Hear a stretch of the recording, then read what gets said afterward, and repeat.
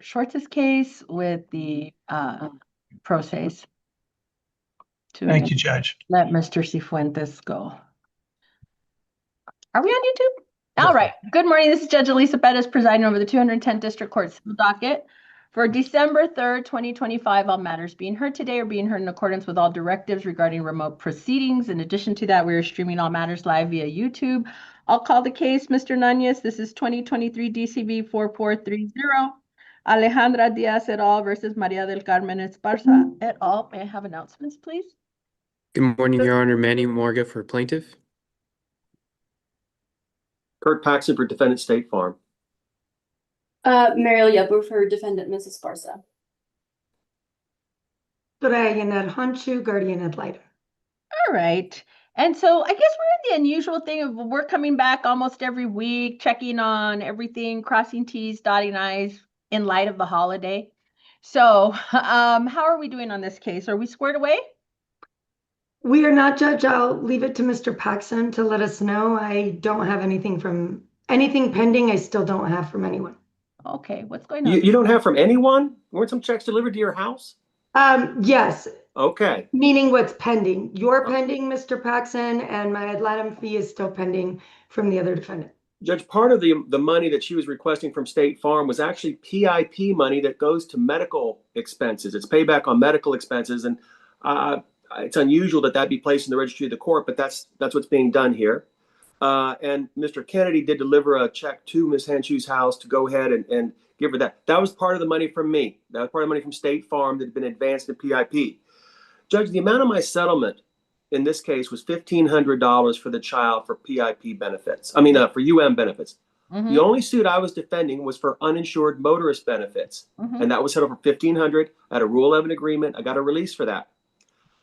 I didn't attend the friendly suit hearing, and I think I announced that last time. I pick up the file, and I cannot decide the amount that I'm supposed to pay per the judgment, as far as the numbers that are in the judgment. But I thought I figured it out, and I requested those checks. Those were not the correct amounts. I got email after email from the guardian ad litem asking me for more money than the $1,500 that I'd agreed to settle for. And when we work backwards, and I got emails and talked to Mr. Kennedy, Mr. Morgan's office, we find out that what she was requesting was not just my agreed settlement figure. She was also requesting that the PIP money be paid back to her for registry, to be placed in the registry of the court. Okay. Well, I wasn't in on that deal, but I've now requested the checks. I checked with my office just this morning. They're not here yet, but I've talked to the claim rep. I avoided the previous checks that I've requested, which were the numbers that were recited in the judgment. That is not the correct amount for my amount of the settlement. But I've got those checks requested. I'm going to have those checks pronto to the guardian ad litem. And there was a previous correspondence with her. She had increased her guardian ad litem fee, and I'm not going to contest that. I've requested a check for that as well. So, Judge, I don't think you're going to hear from us again. I think I've got the right checks requested now. So I guess my concern is going to be this, is that it is all consistent with the hearing that we had, and that it's consistent with the settlement that resulted from that hearing. Is that what am I hearing that is the case now with all of these corrections? Because now I'm concerned that we've had so many backs and forths on the numbers, is that I want to make sure it is exactly what we covered in the hearing. And I certainly by memory don't remember. And at this point, don't want to rely necessarily on a proposed judgment, or which is not a proposed judgment. Yeah, the judgment's already been entered, Judge. Yeah. I think Ms. Hanchu can, in light of the money she's received from Mr. Kennedy's office, if she can confirm that $1,500 is the amount that I'm supposed to pay in order to clear this, plus her ad litem fee, then I think we're all good. Judge, I'm looking at the checks. I do believe that's correct. I think that's all that's pending now. Let me just confirm based on what Mr. Kennedy provided. So, unfortunately, this is what I'm going to require. And it may mean, I don't know if it's going to mean a change in the ad litem fee, but I am going to require that Ms. Hanchu, you file a supplemental report to confirm that every one of these transactions, or at least the final transaction that has occurred, is specified. I want to know that everything that is supposed to be complied with has been complied with and is confirmed. Yes, And Your I want Honor. that in a report. I think that should be circulated to council when it is sent to me. Of course, Your Honor. Yes, Kurt, it's 1,500 that I'm waiting on. And once I receive that, Your Honor, I'll circulate a report to confirm I finally got everything I need and I'm finally making a deposit for the minor. I would like that in 1 week. I am not going to set a hearing in 1 week. I'm going to set a entry of judgment in 2 weeks. Of course, anticipating we won't have to be here because I'll see everything. And the reason I say that in 1 week, we are going to be in trial. And so at least I have my deadline in 1 week. Ms. Henshaw, you send it over, everybody is happy, and we say good to go, and I don't see you in 2 weeks. Great. Okay, Thank you. thank you very much. Thank you for anybody else? No? No, thank you, Your Honor. Have a good day. Take care. Thank you. Bye-bye. Okay, who's Mr. Schwartz? Let's bring in our individuals. And Mr. Cifuentes, good morning. I think there was one communication. Good morning, Jess. Good morning. Sorry to keep you all waiting. We're trying to, so you all know, I don't see, do we have the docket call this morning on our trial case? Yes, ma'am. Yes, ma'am. Okay, perfect. So we're having some courtroom availability issues that we're dealing with while we have this docket. There should be two Misters Sandoval. Okay. And I believe at least the one that's higher up on my screen is the one who really needs the interpreter. So if we can get the function going, please.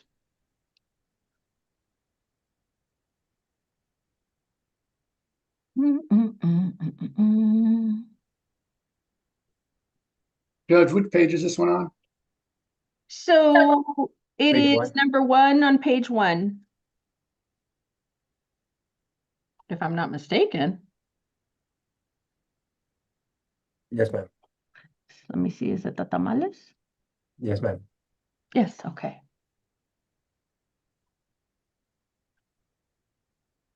All right, and council, if you all, well, Mr. Schwartz, if you would select English, because otherwise I won't be able to hear you.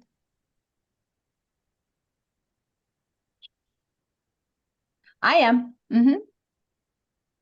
Yeah, can you hear me, Judge? There are two gentlemen, Sandoval. But I think not Junior. If Sandoval Junior, I don't believe he needs an interpreter. But by all means, double check just in case.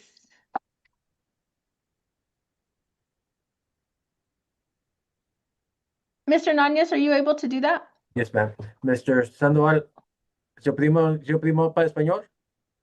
Sí, le puse en Sí. ¿Ya puedo ir en el intérprete? audio. Let me see. Sí. While we're waiting on that, Mr. Schwartz, I just want to see, there is a letter that was filed, I believe, by at least one of the Sandovals on November 19th. Were you able to see that? Yes, Judge, Okay. I have it up. Okay. I believe already, Judge. Wonderful. Calling cause number 2025 DCV 3574 River Oaks Properties Limited versus Anas Tamales LLC. Et al. May I have announcements, please? Stuart Schwartz on behalf of River Oaks plaintiff. And for the gentleman, Sandoval, if you would please announce your names for the record. Jesús Sandoval. Jesús Sandoval.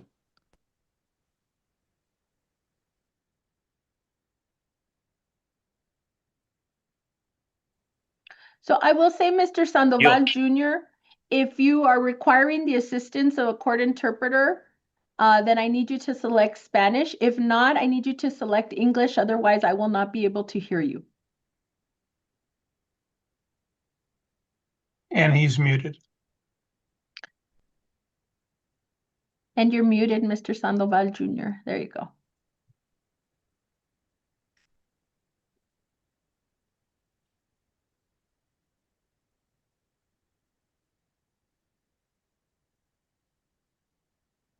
Ok.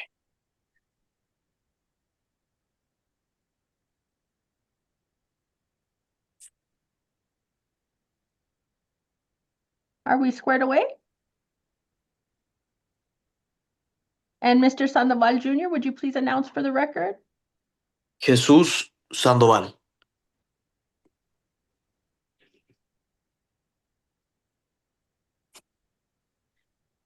I'm sorry, Mr. Sandoval Jr., are you using the interpreter?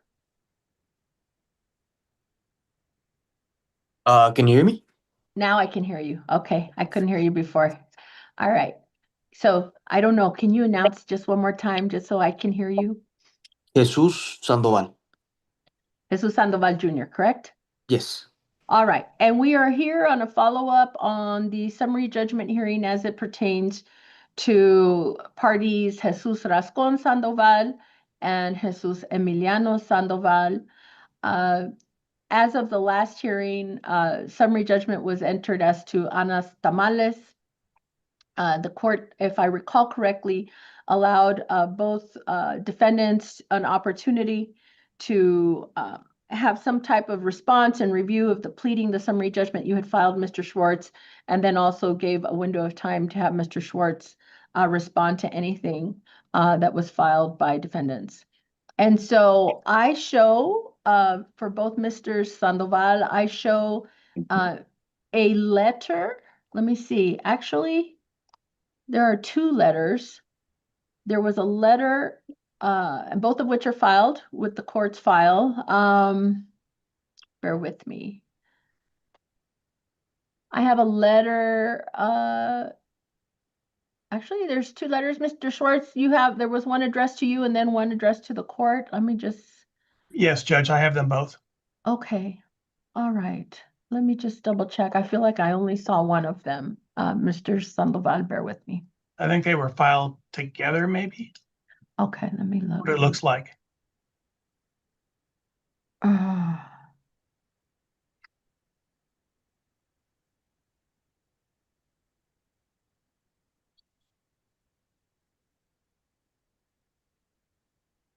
I can forward it to the judge if you like.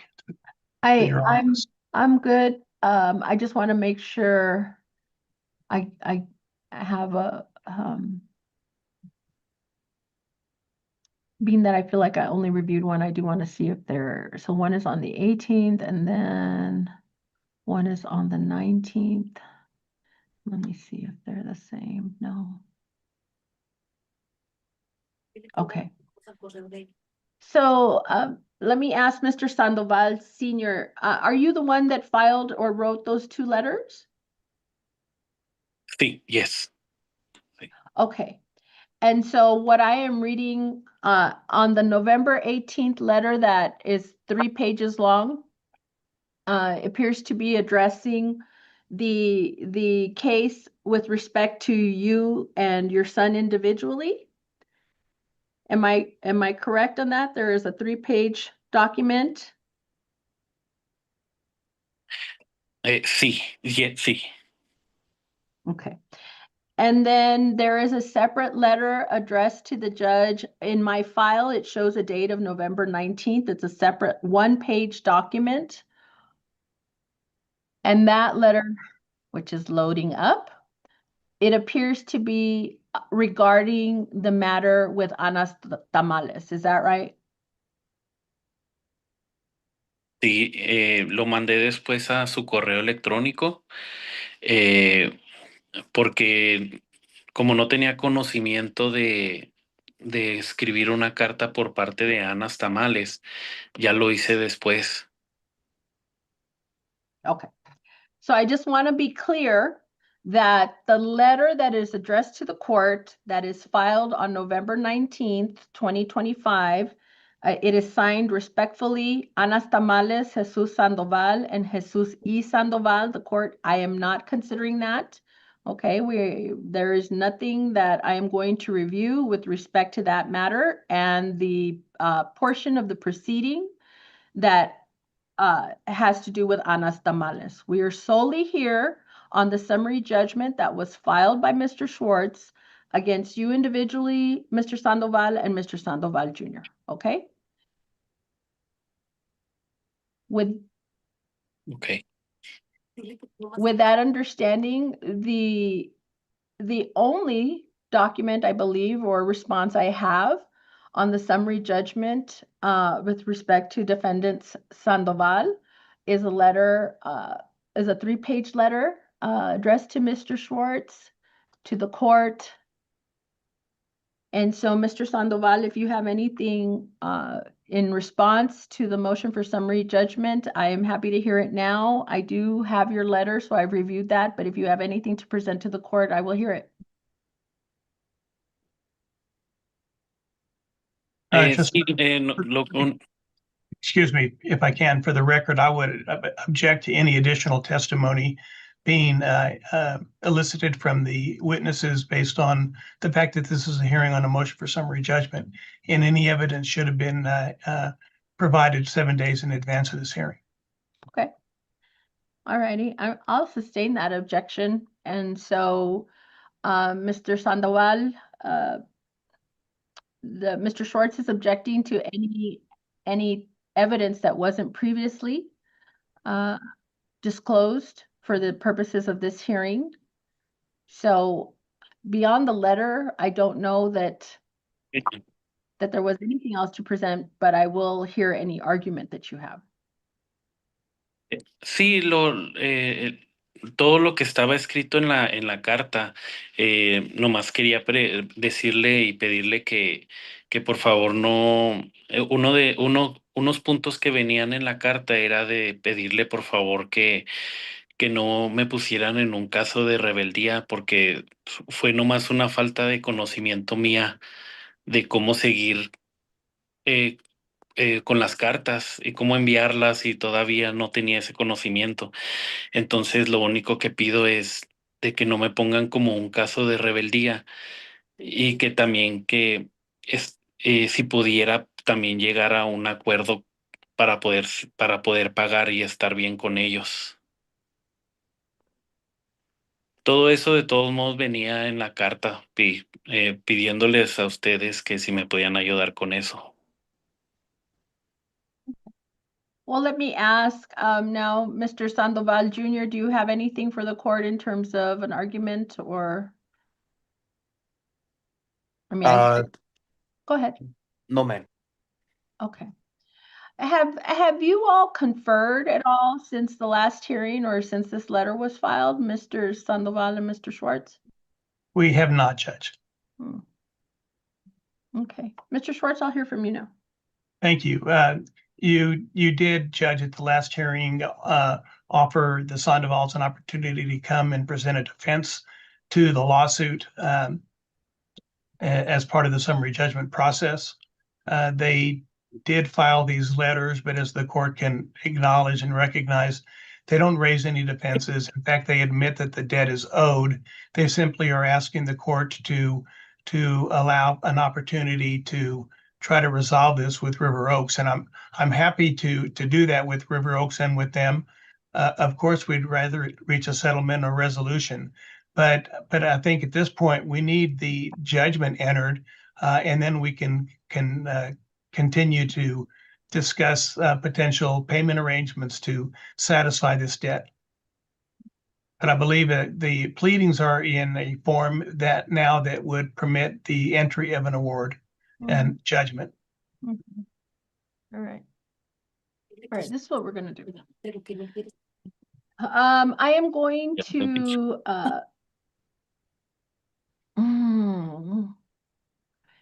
I'm going to set this for an entry of judgment on the summary judgment in 45 days. Okay, which will put us at the end of January. That will, for my purposes, allow a window for any type of discussion. I want Mr. Sandoval to understand that unless you all have anything further with respect to the summary judgment today, the evidence and the hearing on the summary judgment is closed. Okay. And so I am going to take that under advisement. I'm going to set this in 45 days. If there, what I'm understanding is a request or a period of time to attempt to reach some agreement, you have your time. But I've heard everything I need to hear on the summary judgment. Mr. Schwartz, I understand your position on having a judgment in hand, but I am going to take it under advisement for 45 days. At that point, we will have a continuation or an entry hearing, and I will rule on the summary judgment. Okay? Very good. And Judge, if the Sandovals have an offer they'd like to extend, I'm more than happy to receive it by email or letter. So thank you, Mr. Schwartz. Mr. Sandoval, I think I recall there being an exchange of contact information. Does everyone have everyone's contact information? Mr. Sandoval, you know how to reach out to Mr. Schwartz? Sí, por correo. Thank you very much. Is there anything else before we conclude this hearing? Nothing from the plaintiff, Judge. Thank you, Mr. Schwartz. Mr. Sandoval, anything else? No, gracias. Thank you very much for your time. We'll get that entry hearing set again. Will happen the same way it did today. If you don't have anything else, you all are excused. Thank you, Judge. Mr. Cifuentes, thank you, Mr. Schwartz. Yes. Thank you. Thank you for your time. All right, who's next? Let's Judge. go to the Wells Fargo Bank one. Yes, ma'am.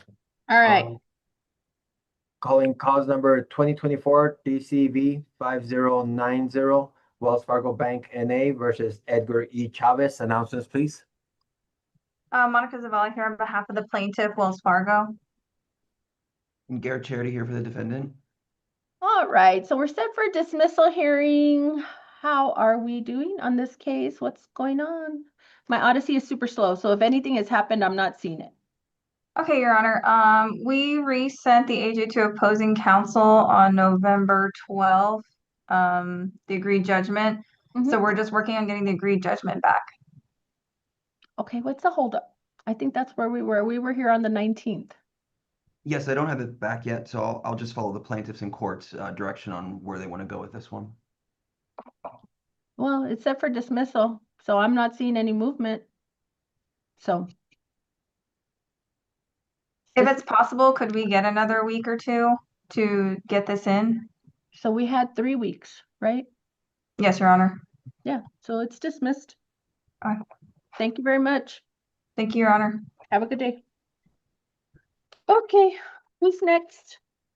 Judge, on page 2, calling cause number 2022 DCV 0889 Maria Presidenta Navarro Ubaldo et al. Versus FA Border Transport LLC et al. Announcements, please. Good morning, Your Honor. This is Kasia Daniak. I represent Lohi Logistics LLC, and I'm with Meyer. These are my motions. Thank you. Good Anyone morning, else? Your Honor. Ethan Jimenez on behalf of F&A Border Transport LLC and Alejandro Isaac Sanchez defendants.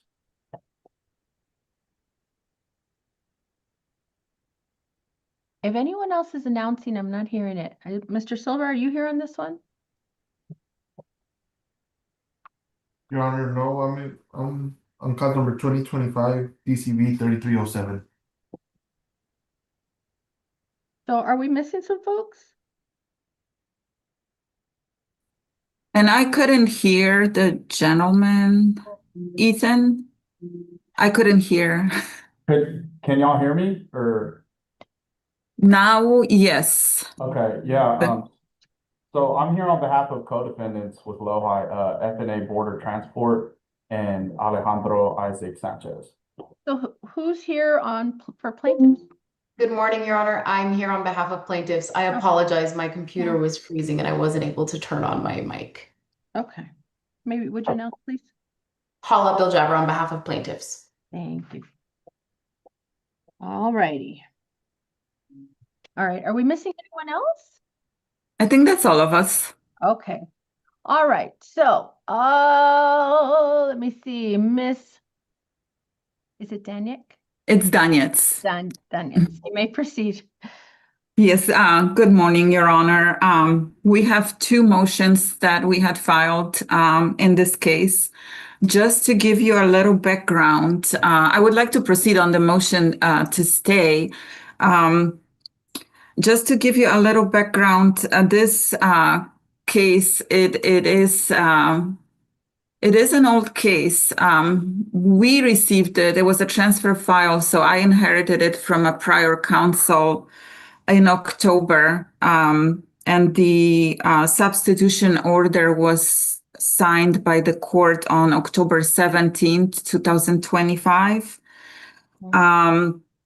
And right prior to me taking over, a discovery was served on my client, discovery request. We reached an agreement to extend that discovery, and also wanted to mention that this case was remanded from federal court on May 1st, 2025. And I'll get back to the details, but just it is a pretty new case to me. And I immediately after receiving the file, reviewing the case, which took a little bit to actually get all the documents, filings, and pleadings, we filed a motion for stay for the reason of the Supreme Court reviewing the Montgomery versus Caribe transport case, which raises the federal preemption issue after the quadruple A. And we raised that as our affirmative defense. We're asking the court to stay this case, awaiting the ruling of the Supreme Court on the preemption issue. Lohi Logistics, my client, they're a broker in this case. Therefore, a motion to stay would be proper to avoid any inconsistent results, wait for the Supreme Court ruling addressing the federal preemption, and that way we can move forward with litigation based on the Supreme Court clarification of the federal preemption, the FFAAA preemption. The plaintiff's theories against my client, Lohi, is negligent selection, hiring, supervision, control, and undertaking. All of these requires imposing state law duties on a federally licensed freight broker. And the Supreme Court just recently in October of this year, October 3rd, I believe, granted certiorari to decide whether those duties will be preempted under the 49th USC Code 14501. We also filed a reply to our motion to stay, in which I try to illustrate the mapping of what the plaintiffs are pleading against us. And the conclusion is apparent and clear that if Montgomery holds these theories are preempted, all claims against Lohi would fail. Moreover, just in the interest of judicial economy, the stay would be strongly favored. Plaintiffs do argue that this is just for pure delay that we filed this motion. Just wanted to highlight, and I already spoke about the remand. The remand was signed on May 1st, 2024. The plaintiffs have not served any discovery requests on my client until 17 months after the remand. therefore causing their own delay. Therefore, their argument for delay, I don't think it's a valid argument. They waited 17 months to issue any discovery requests. They do not identify any risk of any witness unavailability, any loss of evidence, or anything that would go into their argument that the stay is not appropriate. If the court decides not to issue a stay, we will be asking for a protective order under 192.6 that would defer any responses to discovery 60 days after the Supreme Court ruling in the Montgomery case. Therefore, we respectfully request that the court issues a stay pending the Supreme Court decision that would allow us to proceed and avoid any inconsistent results. Okay. Let's start with that one, and then if there's anything else on the protective order, we'll go from there. Yes, ma'am. Good morning, Your Honor. Good morning. So defendants motion for stay fails to appropriately show the court three things, Your Honor. It fails to show that the fact that there are multiple claims against Defendant Lohi that go beyond the Montgomery decision, Your Honor. It is not the only claim that would be preempted. And in fact, Your Honor, in Defendant Lohi's reply to our response, Defendant Lohi states that in the chart itself and says that it is not the motor carrier statutory employer theory is not preempted by the Montgomery decision, Your Honor. There alone is the attempt to have the sword and shield. Secondly, Your Honor, there are multiple claims against a myriad of defendants. Defendant Lohi is not the only defendant that is in this case. And to stay the case entirely completely prejudices plaintiffs from completing discovery. Your Honor, we have not been able to conduct depositions due to a plethora of reasons, including the fact that plaintiff's deposition was only taken a few weeks ago due to the fact that it was canceled and rescheduled by former attorneys in this case. Your Honor, the second thing is there is no hardship that Defendant Lohi faces if the case is not stayed. Plaintiff has made ordinary negligence, direct negligence, and vicarious liability claims against all of the defendants in this case. And the Montgomery case does not dispose of all of the claims made against all of the defendants, including Defendant Lohi, Your Honor. And so if the case is stayed, plaintiffs are extremely prejudiced by the fact that we are yet again having to wait to complete discovery, depositions, and even mediation for that fact, Your Honor, in order to actually get this case moving. There is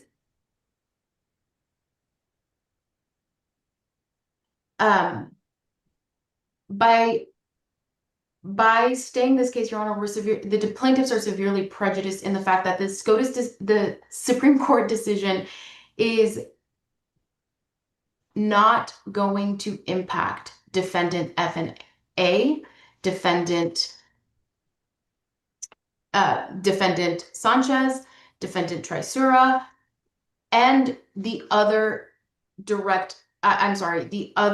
statutory employer claim against Defendant Lohi, Your Honor.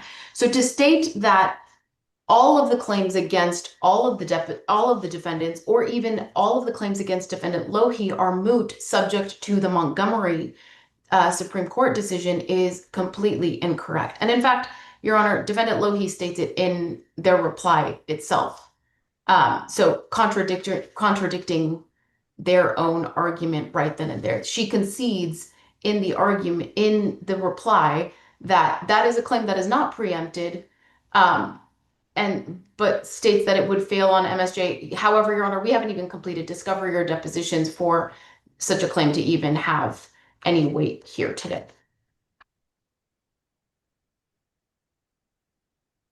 May I? Was that it? Yes, Your Honor. Mayor, Oh, go ahead. to address the FMCSR claim, that's a motor carrier claim, a statutory employer theory, which is a vicarious liability. It would just, this technically is not preempted, but factually it fails. Therefore, it should be a moot issue at this point. All of the other claims would be preempted if, depending on the Supreme Court's decision. And again, any delay, this case has been going on for a while, 17 months delay in issuing any discovery. With regards to depositions, we have not heard anything about plaintiff's counsel wanting to depose any of our representatives or Lohi employees. There haven't been any requests. We have not delayed. We have been moving forward with discovery. We did complete a deposition of Ms. Ubaldo recently, about 10 days ago. And again, moving forward would prejudice Lohi and would lead to inconsistent results. The Supreme Court will likely issue a decision this summer, probably in June. Therefore, we're asking for a stay and, in the alternative, for a protective order that would stay discovery as to my client. Thank you. I'm sorry? If I may. Yes, ma'am. Your Honor, counsel is attempting to adjudicate the facts of this case, assuming that the Supreme Court is going to rule in Lohi's favor. And in fact, she's stating that they're going to be issuing an opinion after the trial date of the present case. And to prolong the current lawsuit on a mere possibility that the Supreme Court is going to issue a ruling one way or another is prejudicial in and of itself. It is not going to present inconsistencies. It is not going to present any prejudice to Lohi because of the fact that there is no, as it currently stands, there is no law that that precedes this, that is going to be, excuse me, Your Honor, that is going to be binding on this court. And there is not going to be binding precedents on this court at the time of the trial. Therefore, it is not going to be inconsistent. It is not going to be improper. And so to say that the court is going to, all of counsel's arguments are based on the assumption that the Supreme Court is going to rule in Lohi's favor, or the Montgomery ruling will be in Lohi's favor. And so to make such an assumption is severely unfounded. And also, Your Honor, it does not take into account all of the other claims that are still at issue in this case. All right. I don't think I need to hear any more on the motion to stay. What I want to hear about is the protective order. Anything on the protective order in the event Yes. we are not. Yes, Your Honor. Like I stated before, discovery issued at the end of September. I took over the case middle of October. Once I got up to speed, I immediately drafted a protective order, circulated it to all counsel. co-defendants agreed, and then plaintiff's counsel disagreed. We did confer by phone and went into details. We could not agree on the language, therefore we filed a motion for a confidentiality and a protective order. Like I said, I represent Lohi, which is a broker in this case, and plaintiff's counsel issued discovery requests that are very broad, and they do go into what's traditionally protected business, proprietary, trade secret information. For example, let me just, they're requesting information such as internal vetting data, pricing, selection algorithms, communications regarding pricing, clients lists, customers lists, broker records containing rates, margins, shipper carrier data, transportation cycle,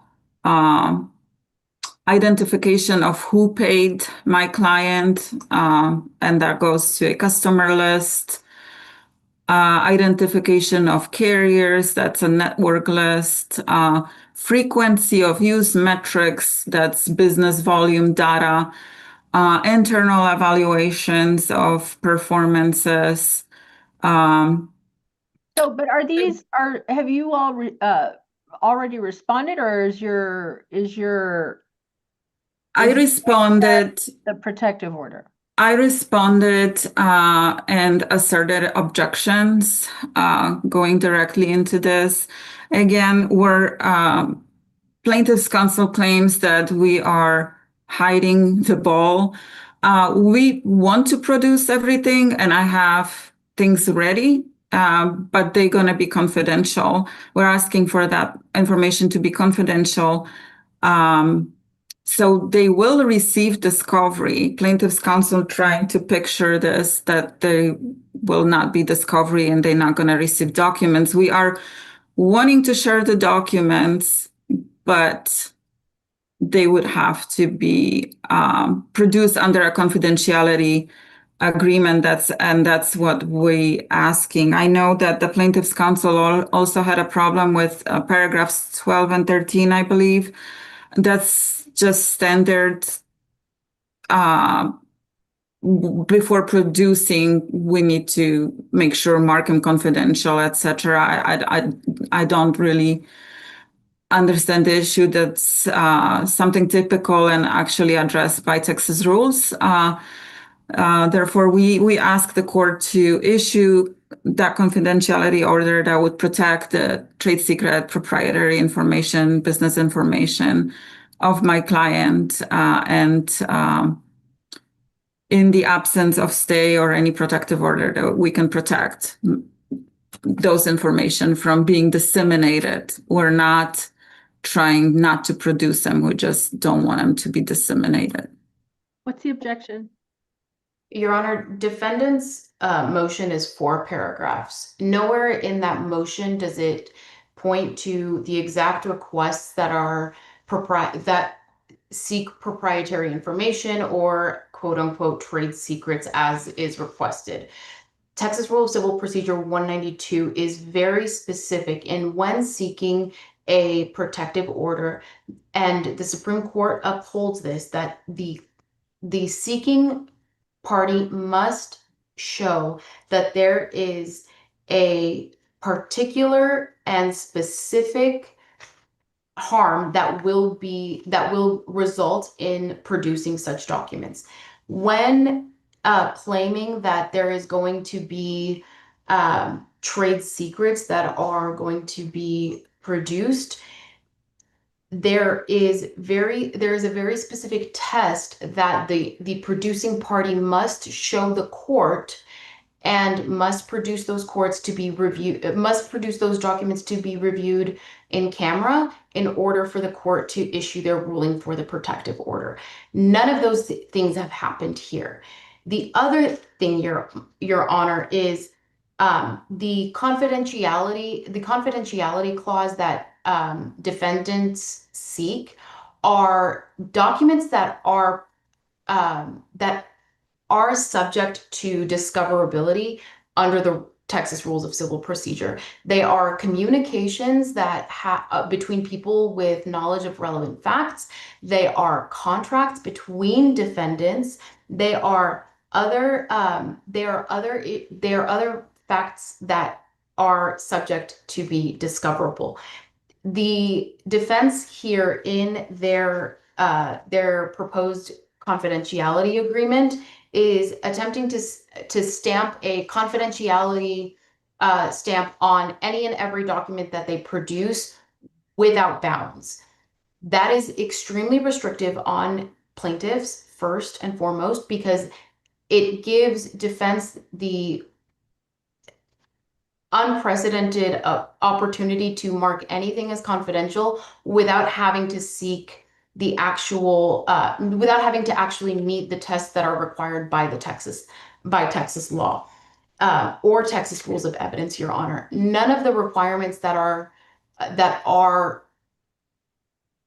made subject to Texas rules of civil procedure, Texas rules of evidence, and Texas case law have been met in either of in defendant's motion or in defendant's proposed protective order, Your Honor. And the protective order goes even beyond what a protective order under the rules of civil procedure are intended to do by shifting the burden onto plaintiff to seek protection for documents that it seeks to use that are produced by defendant. In any document that is produced, plaintiff has the burden then to seek confidentiality and seek any seal that is required by defense. So defense is trying to shift the burden onto plaintiff rather than defendant having the burden, the actual burden to take on the for the protective order, Your Honor. All right. I don't really need to hear anything else on the protective order either. The reply with respect to the motion to stay was filed yesterday. I'm going to mispronounce, Ms. Denick. It would not, I'm not going to rule until I've had a full opportunity to review your response. But I will tell you I'll have a ruling for you by the end of the week, both on the motion to stay and the protective order. I understand that is the only thing that is set for hearing today. Correct. And we are not coming back until final civil pretrial. So bear with me. I will have a ruling for you once I've reviewed the the reply that was filed yesterday. The hearing is adjourned. Thank you very much. Thank you, and happy holiday season. Thank you. Thank you. Thank you, Your Honor. All right, let's get to our docket call, please. I don't know if I've seen Mr. Rincon, but I saw Ms. Labanati and Ms. Guido was here as well. And I don't know. Peña on behalf of the Rico firm also. Okay, my apologies. I'm not as sir. good looking as Mr. Rincon, but I'm here from the firm. Well, I'm not going to say anything to that, but I will say, did miss him today, but thank you, Mr. Peña, for appearing. I know we were just set for docket call, and so I did want to address this case quickly so that you all can get moving because we have several things that are going to be kind of lengthy this morning. Is everyone here? Docket call. On Good morning, Your Honor. Daniela Pinalti is here, Your Honor. I'm sorry, just because you said you saw me, I should have just called in. Yes, okay. I think everyone is here. Okay, let's call it. Calling 2022 DCV 3599 Myrna Yolanda Quiñones et al. Am I losing track here? Where's my V? Versus Greenwood Motor Lines et al. May I have announcements, please? Good morning, Your Honor. Daniela Pinalti for the plaintiff. Good morning, Your Honor. Jaime Peña and Jeanette Garcia on behalf of the defendants. We're ready to proceed. And we are set for docket call today. Let me ask, Mr. Nanez, let me ask first. Do we have jury sheets yet? Judge, I expect them by noon today. Okay. So I understand everyone has that's what everyone's asking for. This really, I know it seems late, but it's not late. It's about when we get them. So we have, if I remember correctly, 120 panel members, and we're in ceremonial, Mr. Nunez? Yes, ma'am. Okay. Your Honor, I know you've seen a lot of the filings from my law firm, jury charges, motion, challenges, Daubert. We've been burning the candle, but I needed to bring up to the court's attention some things that happened after our pretrial hearing. They recused my co-counsel because it used to work for Carlos Rincon law firm, and during the Thanksgiving weekend, I had to make some arrangements on getting help for some of the briefing. And I mean, we have a lot of experts going on, but obviously people have made plans. And so even that help was limited for me. And my other associate had the honeymoon plan, so he's now in Cancun. So and does come back on Monday. Obviously, this has put a little bit of a pressure on my law firm. I'm going to say a lot of pressure, especially since I have other pending matters next week. So last night I decided to, and I hate to do this, Judge, because I have literally even done the jury charges, the motions, and everything. But I am concerned since I don't have, I lost two attorneys in a matter of, and clearly the recusal was very unexpected for me.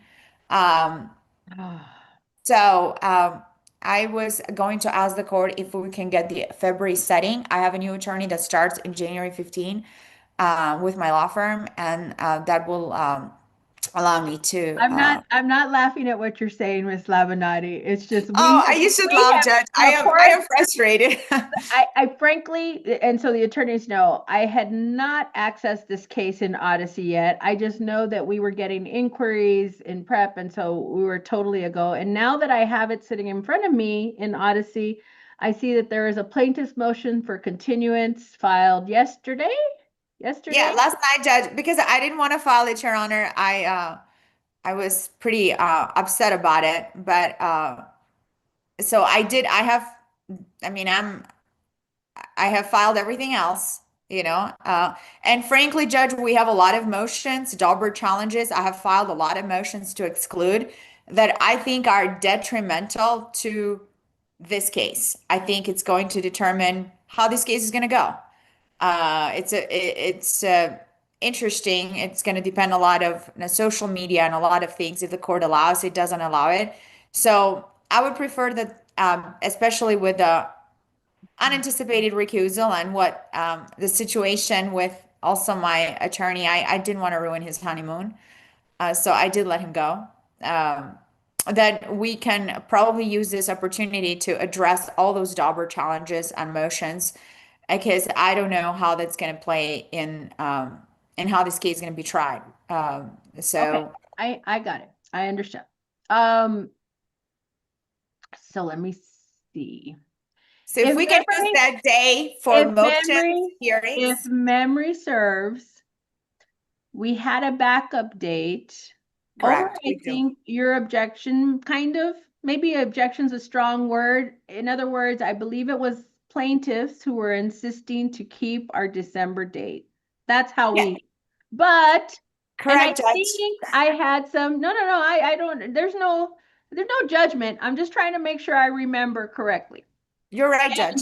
And if I remember correctly, the backup was there because defendants had some concerns. And I just wanted to make sure if we got past December that we had a date. I can't remember, Ms. Garcia, Mr. Peña, if it was scheduling of experts. I think it was that, but I'm not sure. With Mr. Rincon's in federal court. Mr. Rincon still does not speak to me. That's right. Today, he will not return my calls. He's mad at me because I objected to his continuance request. So actually, I feel like I'm in a bad situation because I was the one who fought him on Your the Honor, continuance. I'd like the opportunity to respond to some of the things that I just want, Mr. Peña, I just want to make sure I remember, and that's what it was. He had a specially set trial, and it was set after this one, and so I held him, Ms. Lavinati, and so okay, all right. I just want to make sure I remember where we were. Mr. Peña, let me hear from you. Your Honor, you have a great memory. Oh, I had just I started. don't. I really don't. I just started with this firm 2 months ago, and that's one of the first things that I saw. I don't think I've seen Mr. Rincon that upset in a long time, Oh, now my but heart I hurts. will tell you, that's what precipitated me getting involved in this case. As a Mhm. result of that hearing, we have been burning the candle at both ends. We Mhm. have made our experts, gotten our experts ready. They have flights that are coming in next Tuesday night. We can have the Daubert motions, and it happens every day, run along with the trial, maybe half an hour before they testify. We just knock them out quick. And the court can make the decisions on the Daubert motions at the time of the trial. Now, I did want to make sure I addressed one thing. This whole surprise about a disqualification of an attorney in Ms. Labinotti's office shouldn't be a surprise to her. We do conflicts checks all the time. Certainly she was aware that Mr. Anderson was involved in this law firm during the same period of time that the Quinones case took place. Ms. Labinotti pointed out at the last hearing that this is a very old case, 2019. We've got to get it tried, I think was her plea to the court at that time. And now we are in the situation where we want to get it done. We have our experts ready. We are ready to go. Let's get this thing finished up. I understand that Ms. Labinotti is concerned about this disqualification issue, but I sent her that letter. It was me. It wasn't Mr. Rincon. And her response was, and I'll quote, "Please note that this firm contracts with other lawyers for similar work, so we will proceed as usual and planned." The very next day, she has had all this time, and on the eve of the docket call, she files a motion, to continue the matter in a matter that she was pressing so hard to get us to trial on. And again, that's just one of the bases. I do want to address the other basis. She mentions new evidence long after. I mean, this is not a new case. Long after discovery has closed, I'm not sure how she's thinking that is appropriate on the eve of trial. She also mentions that it may change the value of the case or the evaluation of the case. Again, this case with regards to discovery is done. We're ready to go forward. We're ready to put our witnesses on. Whatever it is, it is. If she has new evidence, we're going to move to exclude it. It was not produced. So it don't really change anybody's position. And frankly, all of this new evidence is subsequent to the discovery deadline. We're ready to go next week, Friday, pick a jury, get it over with. Thank you, Judge. Your Honor, if they say that the recusal should have been a surprise to me, which was November 16, and for me to hire people the week of Thanksgiving where mainly were gone. And I mean, I specifically say in my email that I'm very disappointed and surprised with their recusal. They said if I don't recuse my co-counsel, and it's interesting, Your Honor, because it was my associate who called Ms. Garcia and said that Daniela is trying the case with John and they're getting ready for trial. And then suddenly 2 days later, we get the letter from Mr. Pena that now it's giving this whole speech. So anyway, Mr. Rincon knew that John Anderson worked for my law firm, at no time brought this recusal.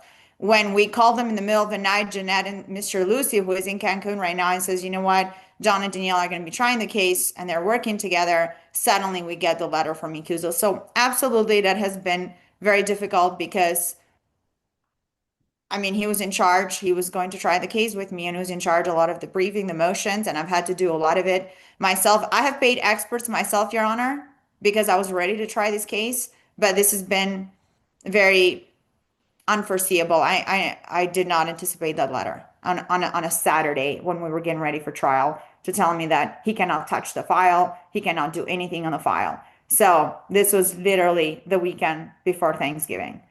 I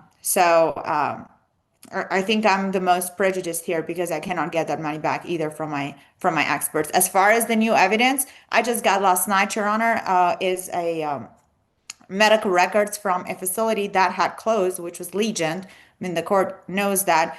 I will bring that evidence through my doctors as well, but I wanted to be transparent that I haven't been able to supplement them. I just got them last night. I haven't even been able to save them myself and download them, and I'm putting in my trial exhibit list. So I just was, transparent about that information, and I brought it up to the attorneys. So Mr. Pena and I has never spoken in this file. As I said, Mr. Rincon apparently is mad that I objected to the continuance, so he doesn't want to talk to me. So that's kind of where we are.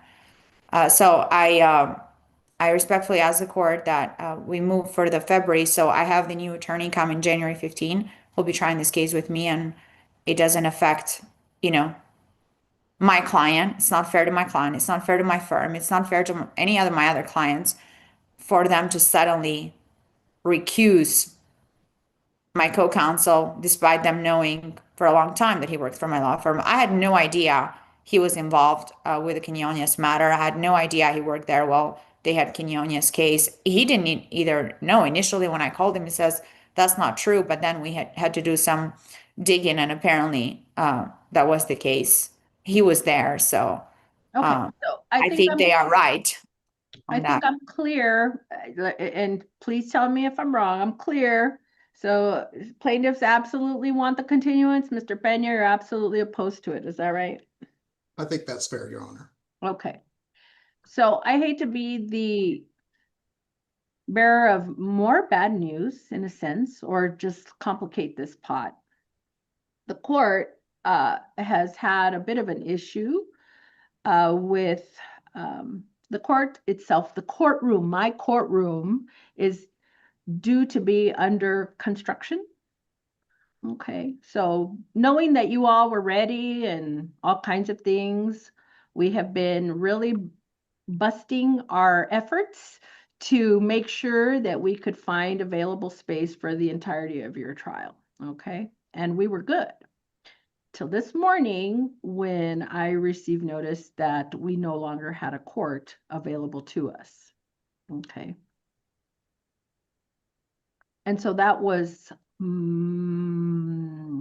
if anybody was here starting at 9 a.m. and was wondering why I wasn't here, it's because I literally was huffing it up and down this courthouse, extremely frustrated because we were relying on a few courts to assist us to have a space. Okay. But as I sit here right now, I can't represent that I have that anymore. So that, unfortunately, is my complication here.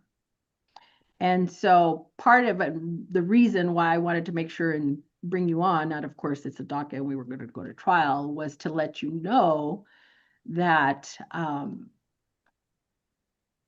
the predicament that I was in, basically, that the court was in, and literally, I don't know why everybody's thinking they need to go to trial at the same time when I do, and I need their courts. But we were relying on, I don't think it was just, we were relying on a court that assured us that we would be able to use their space for the entirety of your trial, and that was rescinded. Okay. So with that in mind, it's, it's actually playing a part in this, and I'm not putting that as any kind of measure against what you all are telling me is the basis for your positions. Okay, so Mr. Pena, I absolutely understand. I do remember how we got here, and I understand actually why Mr. Rincon apparently was so upset. For the record, I did not see that, although I suspected it. He has a great poker face at the last hearing. He's a professional, Judge. Yeah, oh, absolutely. He's a pro. Absolutely. And I'll be frank, I mean, I was ready, we were ready to have this be our trial for year-end 2024 for sure. It is my sense right now that there are just too many things that are kind of being thrown into this mix that is making me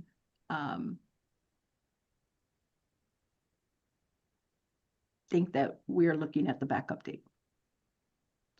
I cannot sit here and tell you that I have a space if we get a panel, which we will. We have 120 jurors on Friday. I feel confident that even though on the last one that Mr. Rincon tried, I think we had to bring in 175, but it turned out to be, more than enough. So for example, we had a panel Thursday. I just canceled it because I didn't think we would really have an issue getting our jurors with alternates from there.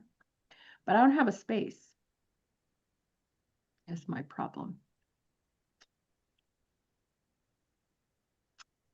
Yeah.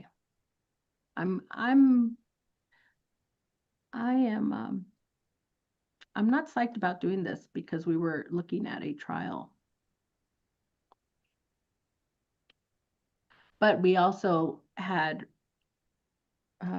left the backup date for that, for, I guess, any things. And I feel like we have things right now. So with that, I'm going to grant the plaintiff's motion for continuance for this trial date. Now, with that said, I'm still here, and I haven't gone through the list of things that have been filed.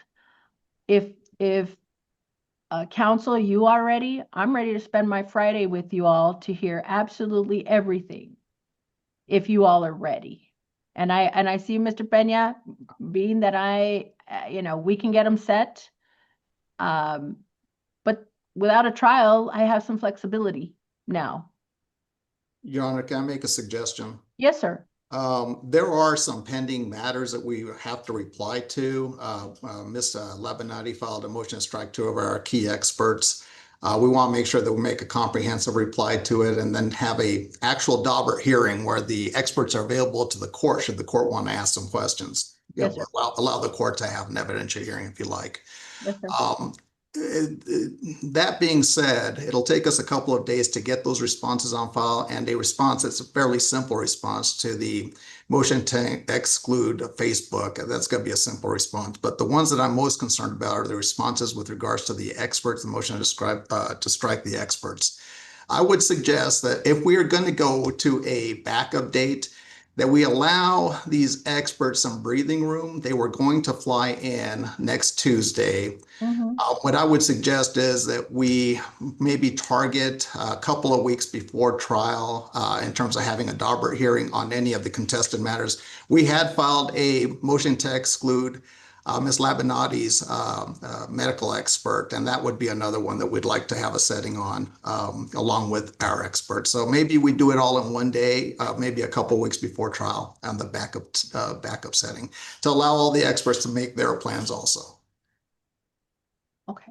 Right. And my expert was also, traveling, so he's already, as far as I'm concerned, I can make him available that same day he was going to travel for the Daubert hearing. And we filed our response to your Daubert, I believe. But either way, I just think, Your Honor, is really important to have all these motions heard before the trial. I think it's going to make the trial shorter and make things more concise.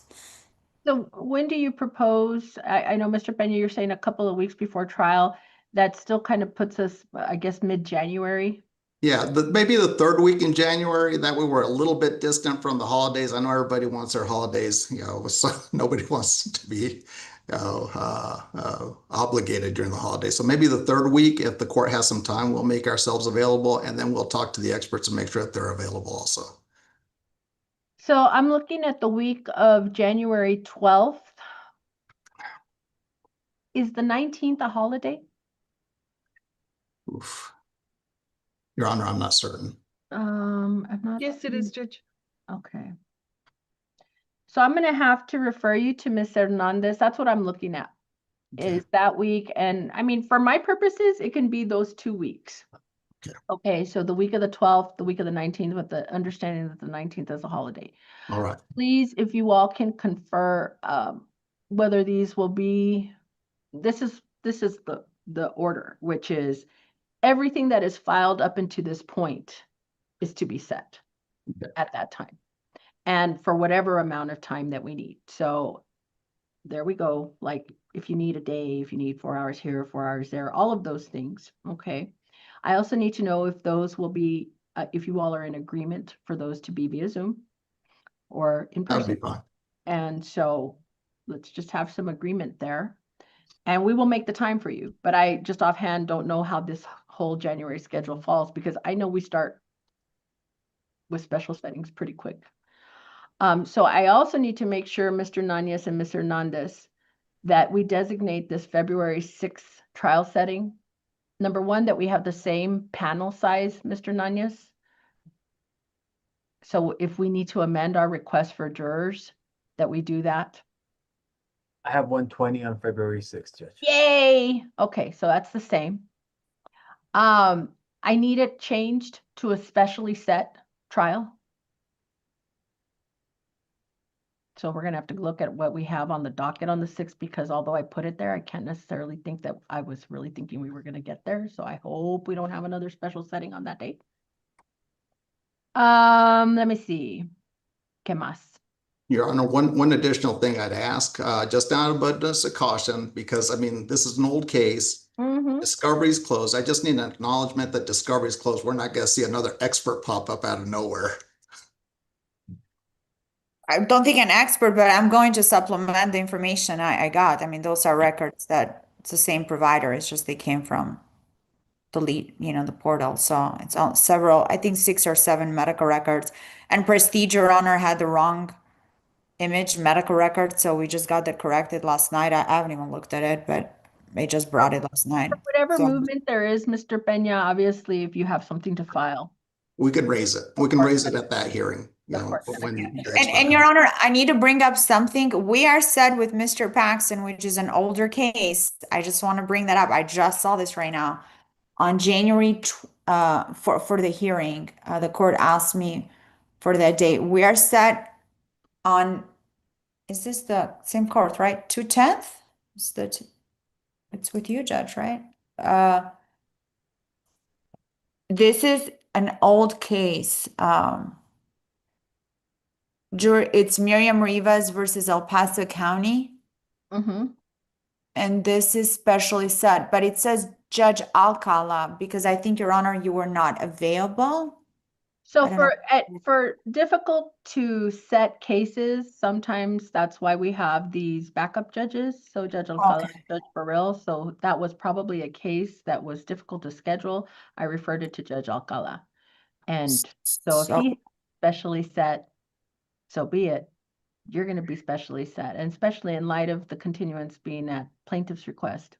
No, I know, Your Honor. I'm asking because there is a hearing. The court wanted to schedule these hearings. I just wanted to advise the court that it looks like I might be in trial for the period of the hearing in Judge Alcala's court in a special set trial with Mr. Paxton. That's all I brought it up, Your Honor. I just want to make sure that Mr. Peña is also aware of it, that we don't set a hearing for experts. And I am 99.99999% sure that case is going to go, unless, Mr. Paxton. With respect to the hearing or hearings that we will be having pre-trial, if you would, please, Ms. Labonati, file some type of notice of unavailability.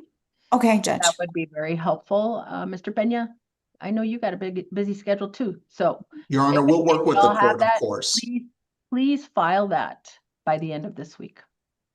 Okay. Thank you. Okay.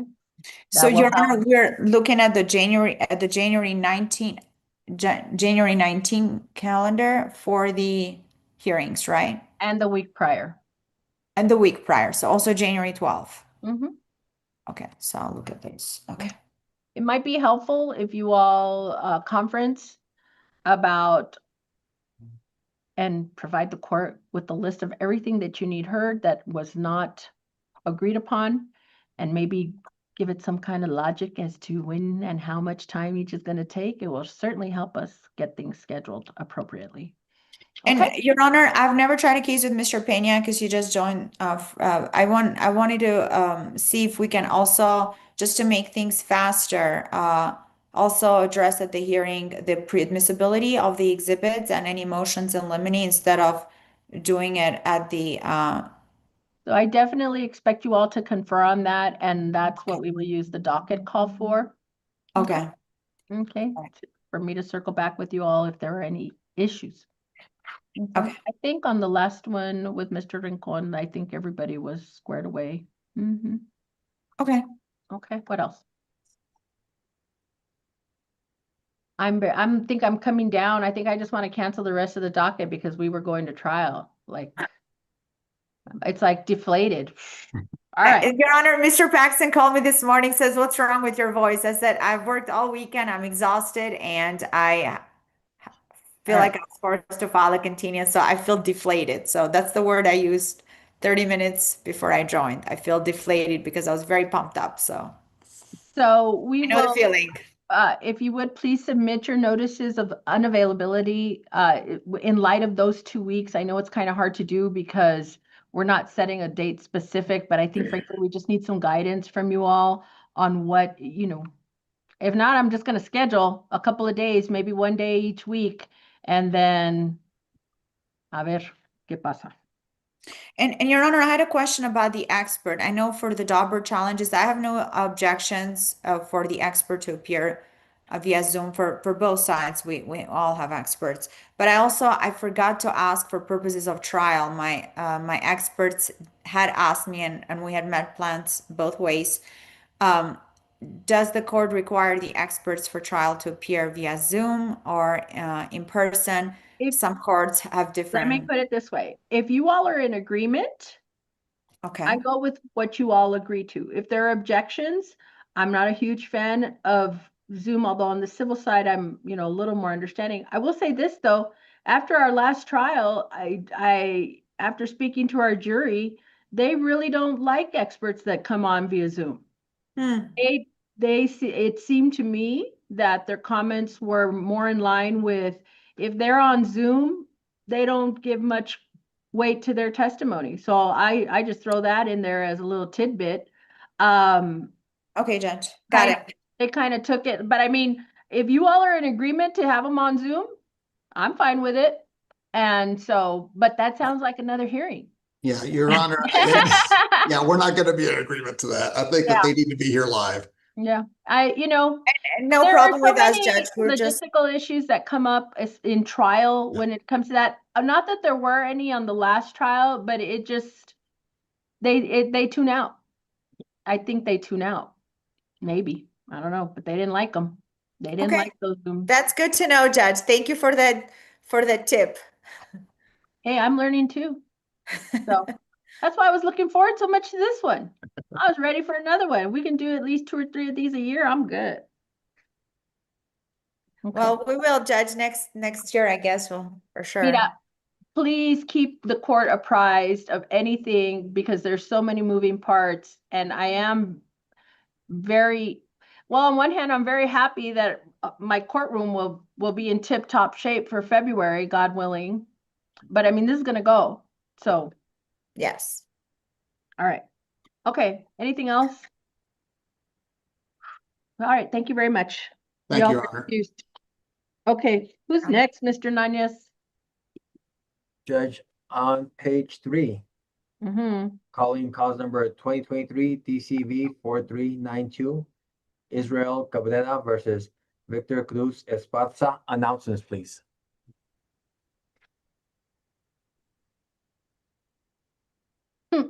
Do we lose everybody? Or is there nobody here? Is this a reset, Myrna? Mr. Grambling was here, Judge. I'm here. Did Mr. Mendez ask for a continuance on this one? Or is anyone here on behalf of plaintiff? Is this on the Cabrera case, Your Honor? It sure is. That case is settled. We just need to get, the settlement draft has been sent to them. I just need to, and release has been signed. I just need to get an order of dismissal to you. Okay, would you please send it? Yes, sir. Yes, ma'am. Thank you, Mr. Grambling. Got one more. Okay, who's next, Mr. Nanez? Judge, on page 4, calling cause number 2024 DCV 1565, Sylvia Guadalupe Ugalde Madrid et al. Versus Flor Hernandez. Announcements, please. I'm sorry, I just called out the same one. No, that's a different one. Is there any? On the Ugalde thing, Your Honor, it's Randy Grambling for the defendant. Same thing. Settlement draft is, we've sent them the check. They've signed the release. And yesterday we sent you the order of dismissal. Okay, I do have some emails, so I'll double check on that one. All right, dismissal. Who's next? Thank you, thank Mr. you. Grambling. Have a good day. Likewise. Who's next? Page 4 also, calling cause number 2025 DCV 3307, Amalia Santiago versus Felipe Mendoza et al. Announcements, please. Good morning, Your Honor. Omar Silva for the plaintiff, ready? Brett Timmons for the defendants. All right, we're set for a scheduling status conference. You all ready for a trial date? Your Honor, the defendants filed a motion to bifurcation, which was filed this morning. Okay, so they need to request a hearing. Yeah, it's a form. I'm They saying, do. Go ahead. if we get a trial date right now and then, or we could get a trial date for right now and then have the hearing. And then if it gets granted or not, then we can get a new trial date for the other case. Okay. So what we're going to do is going to set this one for November 6th, 2026. Mr. Timmons, if you'll make the request for hearing on that with Ms. Hernandez, we'll get it scheduled and see where we go from there. Okay? Thank you very much, Your Honor. Thank you. Thank Y'all you, Your are Honor. excused. All right, who's next? Page 5, Judge, calling cause number 2024 DCV 3695, Janet Salazar et al. Versus PPSL Legacy at Cimarron et al. Announcements, please. Good morning, Your Honor. Damian Rasmussen on behalf of the plaintiff. Good morning, Your Honor. Frank Alvarez on behalf of the defendant. Good morning, gentlemen. Let's see. A lot of delay. We're an hour delayed. So does it mean that we were successful at mediation? No? Oh, well, I guess No, not. and I didn't. It wasn't. I didn't mean to laugh, Your Honor, as if it because I don't know what Mr. Rasmussen thinks. I don't think it was a useless exercise. I think we made some headway, but we were unsuccessful for now, Your Honor. Okay, so let me see. Let me get back. I'm going through the calendar here.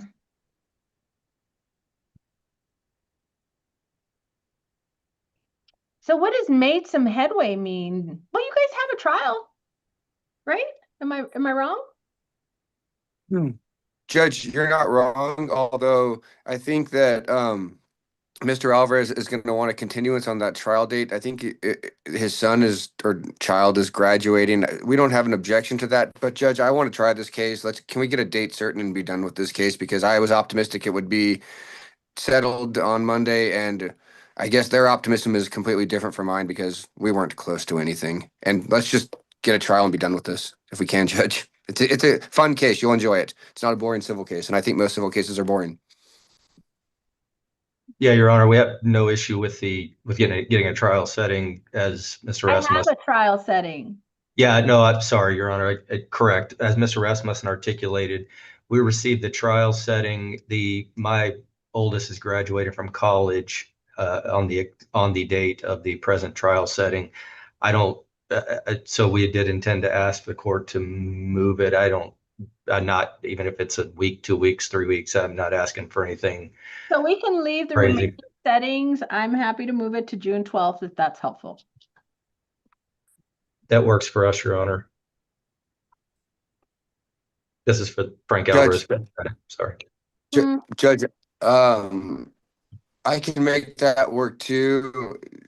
Will that be a date that we can rely that it's actually gonna go, or does Your Honor set multiple trial dates on that date? If I'm making sense.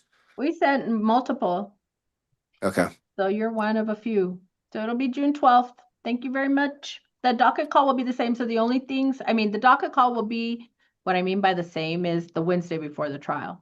So it'll be June 10th will be your docket call, and then June 12th will be your trial setting. Okay, everything else will be the same. Final civil pretrial. Technically you've already gone to mediation. And so, but that was like per a dismissal hearing. The mediation deadline per your scheduling order is the day before the final civil pretrial, which is April 14th. So if things move along and you all can go to mediation again, by all means do that. Thank you very much. Your scheduling order is good. Oh, well, do we have your scheduling order? Judge, no, Judge, that's what I wanted to address is the scheduling order's due December 12th. We can get that. Okay. How do you want to address that? Do you keep that date? Return it with the June 12th date. Yes, Your Honor. Okay. Thanks so much. Thank you, Judge. No, ma'am. Excuse. Thank you for your time. Thank you, Your Honor. Thank you. Judge, page 5, calling cause number 2024 DCV 5190, Amber Herrera et al. Versus Andrew Omar Robles et al. Announcements, please.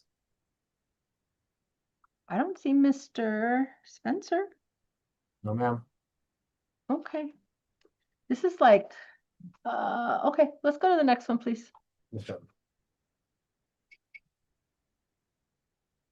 On page 6, Judge, bottom of the page, calling cause number 2024 DCV 4520 Citibank NA versus Joe Lopez. Announcements, please.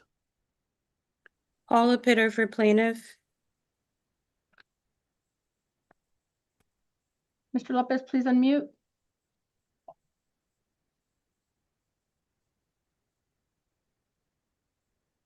Mr. Lopez, please unmute.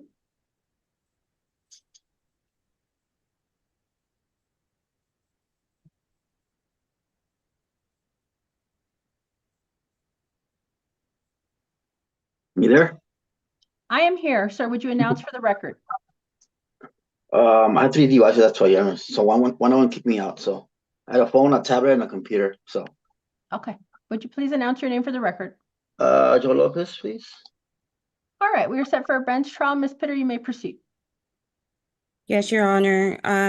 Today we're here on a Citibank account ending 3733.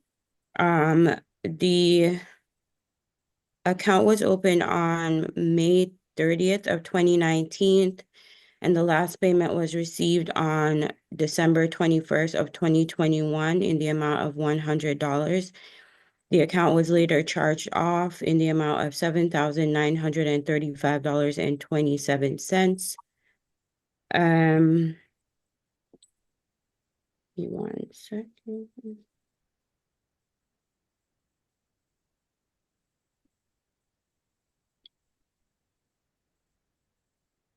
Your Honor, we're trying to recover damages in the amount of the charge-off balance under an account stated claim because, one, we can show using our business records affidavit that the transactions between the plaintiff and the defendant gave rise to an indebtedness to there existed an agreement, express or implied, between the parties, and the defendant promised to pay the plaintiff on the indebtedness. I do ask that the court grant judicial notice of the business records affidavit, which was filed, and the account documents attached. Which business records affidavit? You're talking about the July 3rd one? Yes, Your Honor. Court will take judicial notice of all the documents in the clerk's file. Thank you, Your Honor. I do see that we were at the last hearing. It was not sufficient, the discovery that was sent back in 2024. So we did reserve the defendant with discovery we mailed it out on November 13th of 2025 and by certified mail. And I just checked the delivery status on USPS, and it says that it was delivered on November 19th to an individual at the address. And what address was that?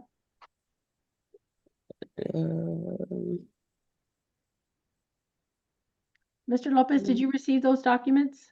I received yes, I received 2 of them. One's uncertified and one's certified. Thank you. All right, Ms. Pitter, go ahead. That's it for my opening statement, Your Honor. Your opening statement. Do you have any evidence other than me taking judicial notice of the clerk's file? Yes, the business records affidavit would be the evidence, but I just want to wait until the defendant makes his statement before asking the court to admit those, Your Honor, if that's okay. Mr. Lopez, do you have an opening statement? Well, ma'am, Your Honor, I received a business record affidavit, but this one says it was dated on the 29th of April, but they stamped it on November 2026. Is that okay? I don't understand what you mean. Let me show you. I mean, it's right here, and then it's stamped as of November 20, which is 2026, and we're not there yet.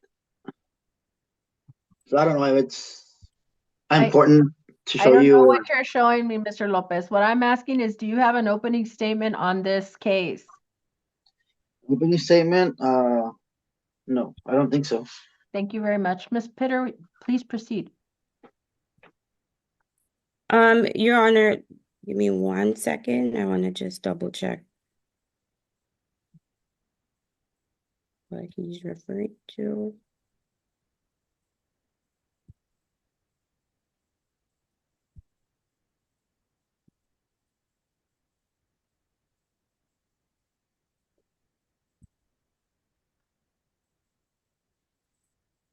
We'll go ahead and ask the court to admit the evidence, Your Honor, the business records affidavit as Exhibit 1. Is there an objection, Mr. Lopez?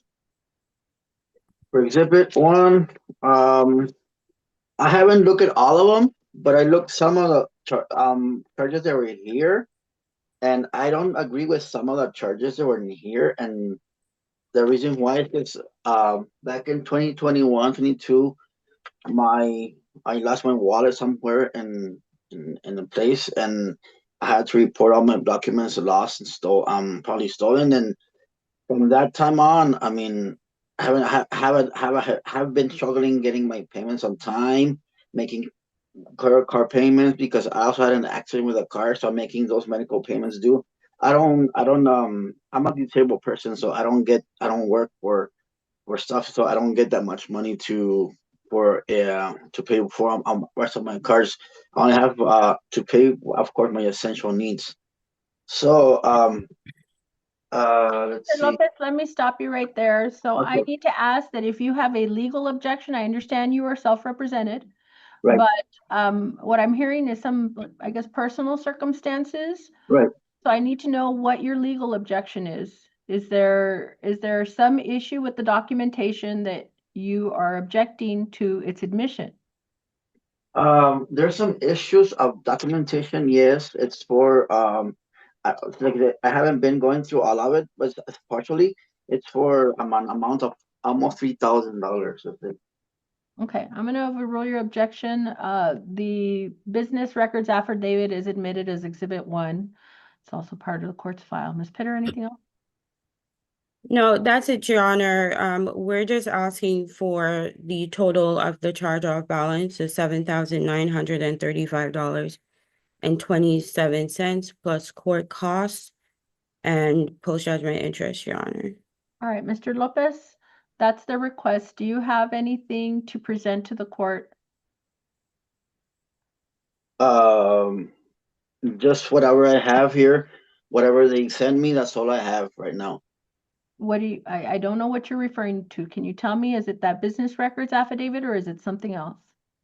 As the business affidavit, the document that they send me through the mail, which is certified. Sorry. So that's all I have. That's a bit, and then of course the thing that you guys send me through email. What is that? Which is the Teddy report. Is this one? Mm-hmm. They have my email. And they have I think they have a phone number. So I haven't been contacted by them to resolve this matter, and it's in a civil situation. Okay. So the only one that I can the only I have is the information from the court. That's about it. All right. Okay. All right, so the court is going to take this under advisement. Please, if you have any proposed orders, send them to the court. I'll have a ruling for you by the end of the day. Thank you very much. Okay. You all are excused. Thank you, Mr. Lopez. Thank Thank you. you, Your Honor. All right, who's next? Judge, on page 7, Mhm. calling cause number 2023 DCV 1335, Pedro Morales versus Copperstone General Contractors et al. Announcements, please. Alejandro Acosta and Hala Abdel-Jabbar on behalf of the plaintiffs. And Charles Kibler on behalf of Copestone General Contractors, Your Honor. All right. And Ms. your Honor, I'm sorry, this is Jason Rose on behalf of Mr. Jorge Alfonso Polanco Aguirre, doing business as Three Kings Construction. Well, and thank you all for your patience. Ms. Hernandez, if you would please bring me the delivery documents that I keep leaving out there from council. Okay, so we are here on the motion to quash and a motion for protective order. let me make sure. Okay, I do have one response filed on December 1st, so I can already tell you that I don't know that I've gone through that one completely, but you may proceed. Oh, let me see, Mr. Kibler. Oh, Your Your Honor, I Honor, thought you'd take plaintiffs first. yeah, Okay. Your Honor, Hold on. Go ahead, Mr. And it's Acosta. it's ironic, Your Honor, I'm gonna point out, because that's what this whole hearing's about, is who gets to go first. Well, let's go with you, Mr. Acosta. thank you, Your Honor. We did file our motion to quash an alternative motion for protective order first, Your Honor. And at issue is really the order in which Mr. Jorge Polanco will be deposed. And so, just by way of background, I know this case has been in front of the court a few times, but if the court recalls, this is a workplace injury that took place back in 2021 during the construction of a Circle K here in El Paso. The plaintiff, Mr. Morales, was injured at the job site. He brought suit against Copestone, the general contractor, and also once Copestone identified Jorge Polanco doing business as Three Kings, we added him and his company into the lawsuit, and the court recently denied Polanco's MSJ on the matter. So just to get you up to speed on that. Now, from that point, what happened was once Mr. Polanco and Three Kings was added to the lawsuit, I requested the deposition for Mr. Polanco first. And this was back in February of earlier this year, 2025. And Mr. Keebler and I agreed on a date, which was March 5th, 2025. Mr. Polanco had not filed an answer at that point. He was not represented by Mr. Rose in the case. So we subpoenaed him, or I subpoenaed him for his deposition on March 5th. No objection, no motion to quash, no dispute from Mr. Keebler as to the order of the depositions or him requesting his deposition first. Mr. Polanco did not show up for that deposition. So fast forward a few months, Mr. Polanco finally gets in touch with his attorney, Mr. Rose. Mr. Rose files an answer on his behalf. And what I've attached to my motion is several correspondences from my office, from myself, requesting Mr. Polanco's deposition to follow up on my previous subpoena where he did not appear. Now, I've also attached Mr. Kibler's request for depositions as well. And so there's no dispute that both parties want to depose Mr. Polanco because he's a defendant. He's a key witness in the case. He's going to provide information, I think, both as to liability and damages because he was there at the scene.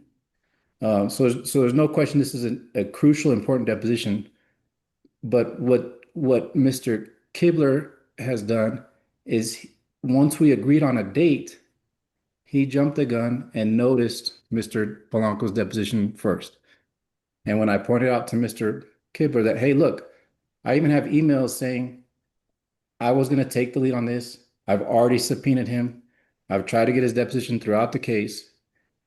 Let's have an agreement to where I will go first because I am the plaintiff. And just as if we were in trial, I get to put my evidence on first, and then you can cross-examine following my cross-examination. Okay, Mr. Kibler did not agree, and I attached his response there. He said, I noticed him first. Too bad. So following that correspondence, I then did a proper procedural maneuver to quash the deposition timely within 3 days under Rule 199.4, a basis in law. Okay. Then alternatively, and in conjunction with the motion to quash, I filed a motion for protective order. And the reason I did that is because even if this court were to grant either my motion to quash or defendant's motion to quash, there's still going to be an issue as to who gets to go first and take Mr. Polanco's deposition. So picture this scenario, Judge. Let's say you rule either way on the motion to quash. Whoever leaves this hearing and then goes and notices Mr. Polanco's deposition gets to go first. That's the logic that Mr. Kibler wants the court to follow. It's not a race when it comes to a party opponent deposition, right? And so the protective order under Rule 192.6 asks this court to dictate terms and conditions and permit counsel for plaintiff to depose Mr. Polanco prior to counsel for defendant. That was the basis for the motion to quash. It's clear from the motion and the evidence attached to the motion that that is the basis. We properly objected to the time, place, and manner of the deposition so that we could then file the motion for protective order in conjunction to get this court's position on who should go first. Now, the defendant has not provided any authority as to his position on the noticing party gets to go first, because if that was the case, then let's relate back to my first notice on March 5th, 2025, which was the first notice of Mr. Polanco's deposition where he didn't show up. So I think this court has the authority to grant the protective order, allow the plaintiff to go first. The motion to quash, I think, is pretty moot at this point, Judge, because the deposition was, the agreed upon date was November 21st. We're now past that. We have depositions scheduled in January. It's likely that we're going to try to confer on a date in January for Mr. Polanco's deposition.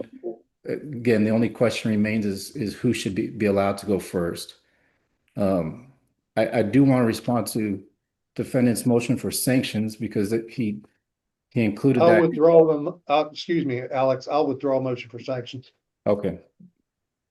So that's the issue before the court, Judge. And I'd ask the court to rely on the briefing and then also the exhibits that are attached to the briefing as well. All right, Mr. Your Honor, if I may, yeah, thank you. Who gets to go first? Your Honor, I'm fighting this a little bit, and I'm not normally this hard or trying to dig my heels in. But what has occurred in this case is that the plaintiff's own son's deposition shot the plaintiff's case against Copestone, the general contractor, in the foot. And I believe that Mr. Acosta wants to go first because, why is my hand up? Sorry about that. I'll lower my hand. Sorry about that, Your Honor. Didn't know I clicked on that. I believe that Mr. Acosta is hoping to get something out of Mr. Polanco that he can use at my motion for summary judgment to say there's a fact issue, and that's where we're going there. The plaintiff's motion to quash of my deposition notice in paragraph 6 says he's objecting to the time and place. But the day afterwards, after filing the motion to quash, he notices it for arguably the same time in the same place. Is that the way discovery was supposed to work? That somebody notices a depot and, oh, I want to take lead, so I'm going to quash it and say that I don't agree with the time and place, but I'm going to notice it for the same time and place. That doesn't sound like the way that the rules are supposed to work.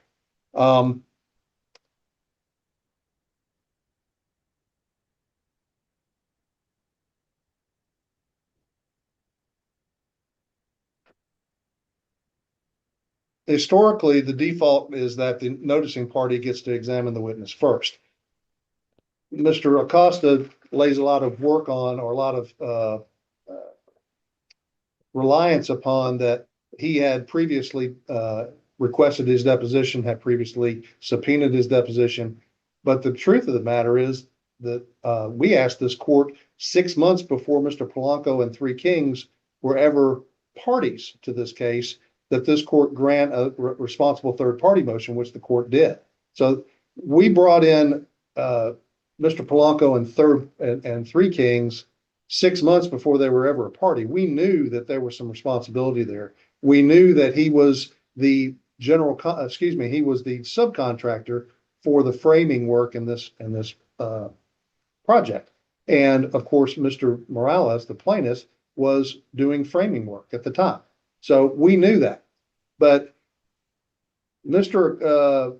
Morales' son, Oscar, when deposed, who, by the way, that's a little, I'll throw this in, Your Honor. Mr. Oscar Morales, the son, was not sued individually. His company TNT was sued. He's never answered, and there's never been a default against him. We have asked the court to give a responsible third party to Mr. Oscar Morales individually, because we believe he's got some individual liability here. But there's a lot of fluidity going on here with the parties. The only thing that I'm concerned about, Your Honor, is that we're going to allow the plaintiff to take the lead on this simply because he wanted to, simply because he could come in and I understand that the way that sounds, but I'll point out when somebody notices the deposition and then you come in and you say, I don't agree to the time and place, so I'm going to quash that. And then the next day in 24 hours, I'm going to renotice it for the same time in the same place. That doesn't make sense. And so that's why we're here contesting this.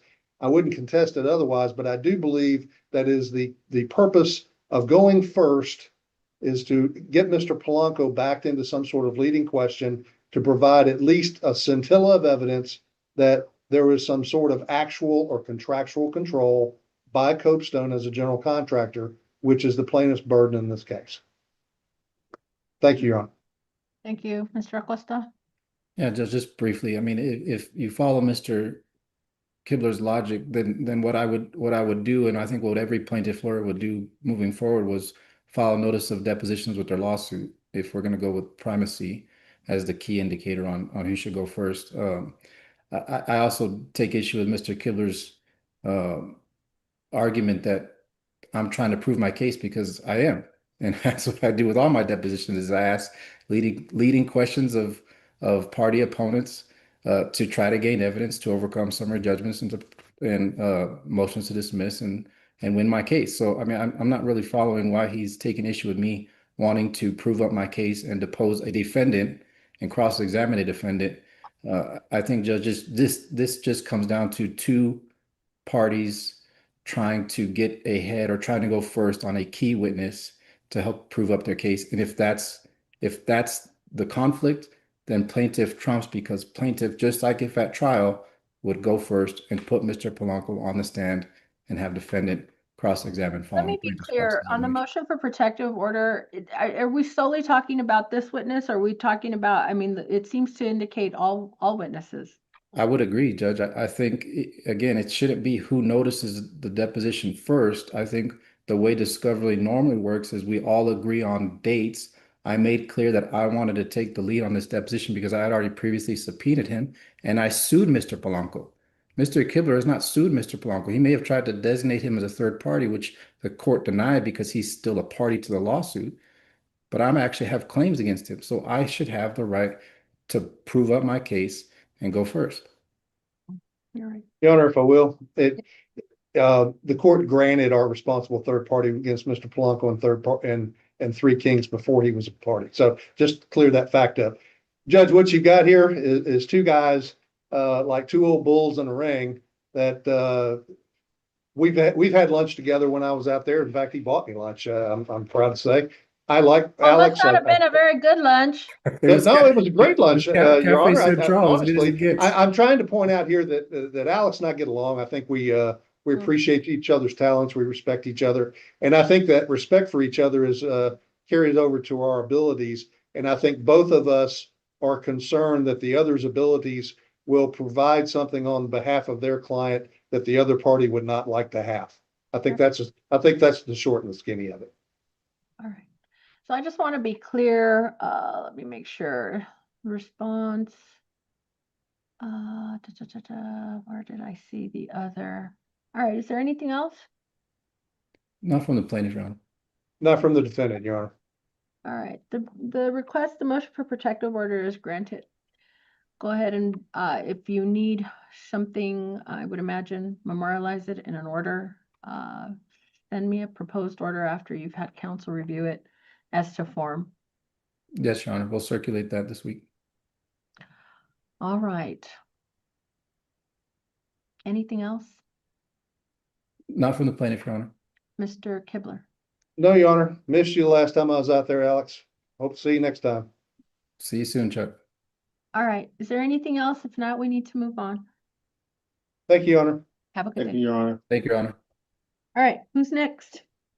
Judge, on page 8, calling cause number 2025 DCV 2036, Angeline Micaela Harpoon versus Transporte Norte de Chihuahua SA de CV et al. Announcements, please.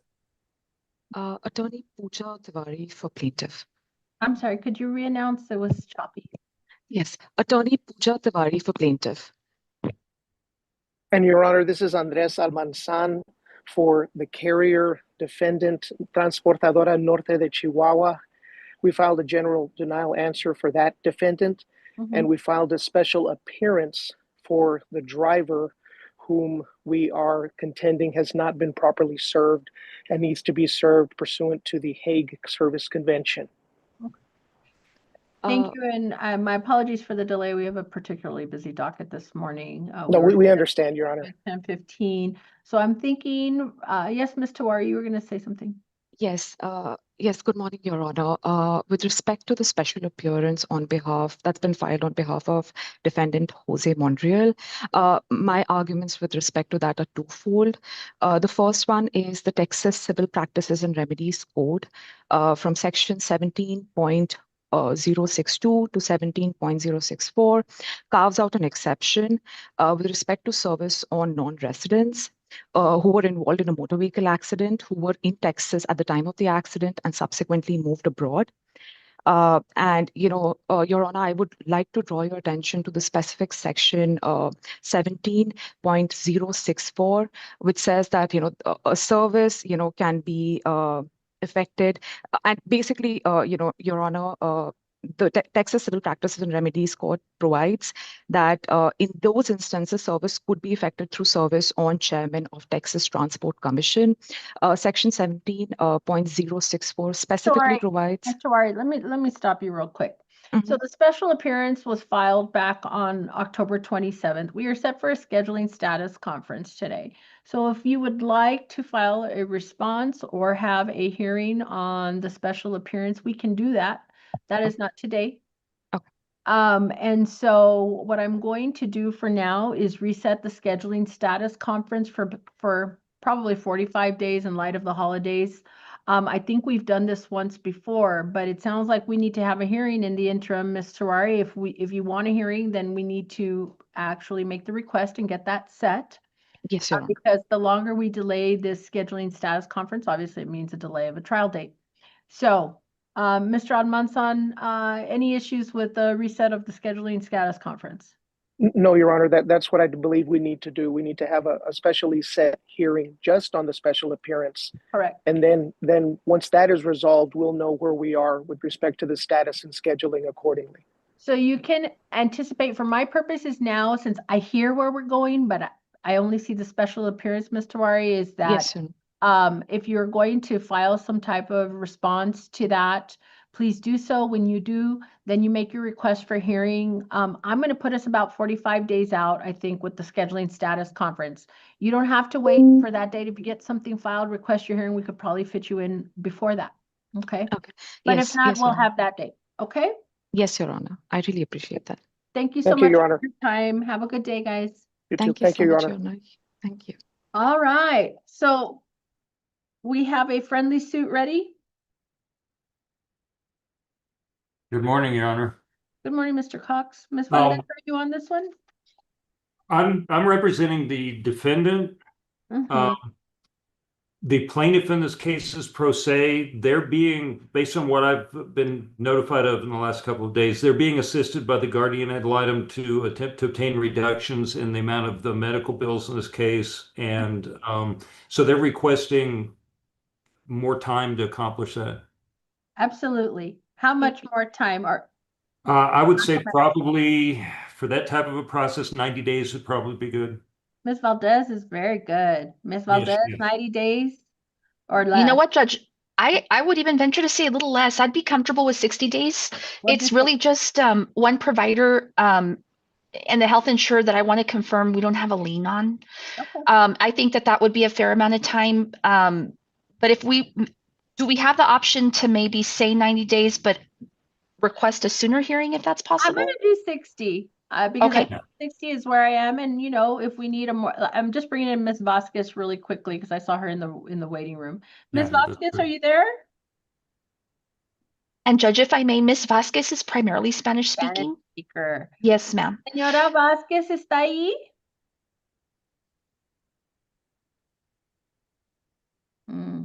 I'm not getting a response.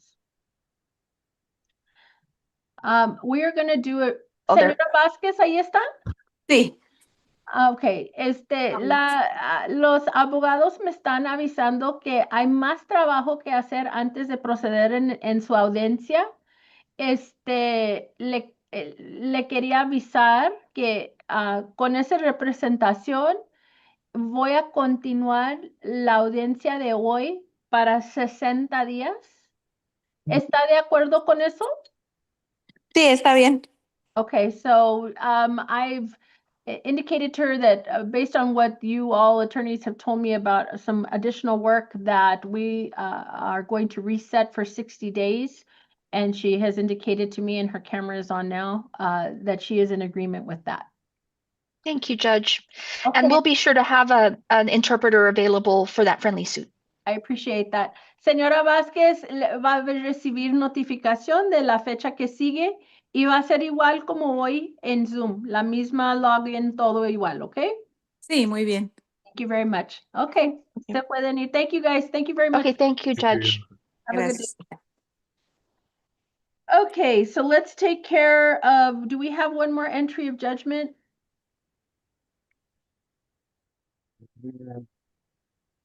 Yes, Your Honor. Did we get are we waiting on me on this one, Mr. Black? Yes, I believe so. We had the default hearing a few weeks ago, but we reset it just to ensure that the defendant was receiving notice of the hearing. We sent. Let me see. Ms. Duran, are you there? Yes, Judge, I'm here. On cause number 2024 DCV 2351, how are we going to accomplish that, Mr. Black? Were you going to do your part and we do our part kind of thing? I think we both did it as well. After the last setting, which I believe was October 29th, the very next day, we sent out a letter with the Zoom information to the defendant, Miss Sarah Isabel Vasquez Martinez.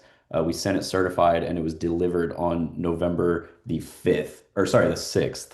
So she received that notice that had the login information as well as today's hearing date and time. And then the court, I believe, provided their own notice a few weeks later, and we also sent that letter to her as well, which was delivered as well. Okay. I will ask one thing, Ms. Duran, just to confirm if you see anything in terms of the notice we sent. I was thinking maybe there would be an email, but maybe there's not an email. So maybe that is not something we can confirm. Mr. Black, I'm going to ask you one more thing. Will you file your proof of service? Yes. Thank you very much. We'll get it filed. We sent it to Ms. Hernandez yesterday, but directly via email, but we'll get that filed as well today. Yeah, if you will do that, please. And if I've not already received it, please send me the default order. It's granted. All right. Yes. Okay, great. Thank you very much, Judge. Thank you. Have a good day. You too as well. Take care. So do we just have the in-person left or is there something else? Yes, ma'am, just the in-person. Yes. Okay. Okay, and Ms. then I'm Duran. gonna, yes, Thank run up there very quickly. Thank you so much. I'll see you in a bit. Thank you. Bye-bye. Hey, Walter, I'm gonna zoom you into the courtroom, okay? Okay, yeah, I'm sorry. I didn't even see we had an in-person until I just looked at it. Okay. So I've got it turned on in there. I'm gonna go right now and test it and tell me if you can hear me, okay? Okay.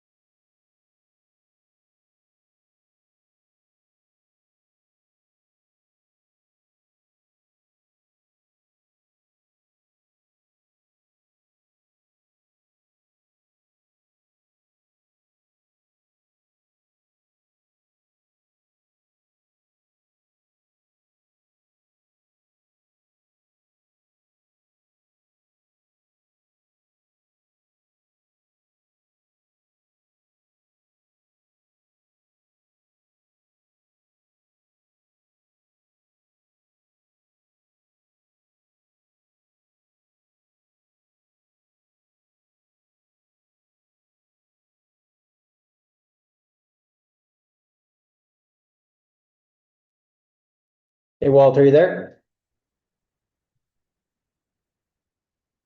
Good morning, Judge. Good morning. I've got the screen blacked out, but if you just speak at this, it'll be Good morning. because Is Ms. Cervantes here? No? Yeah, sure, miss. Yeah.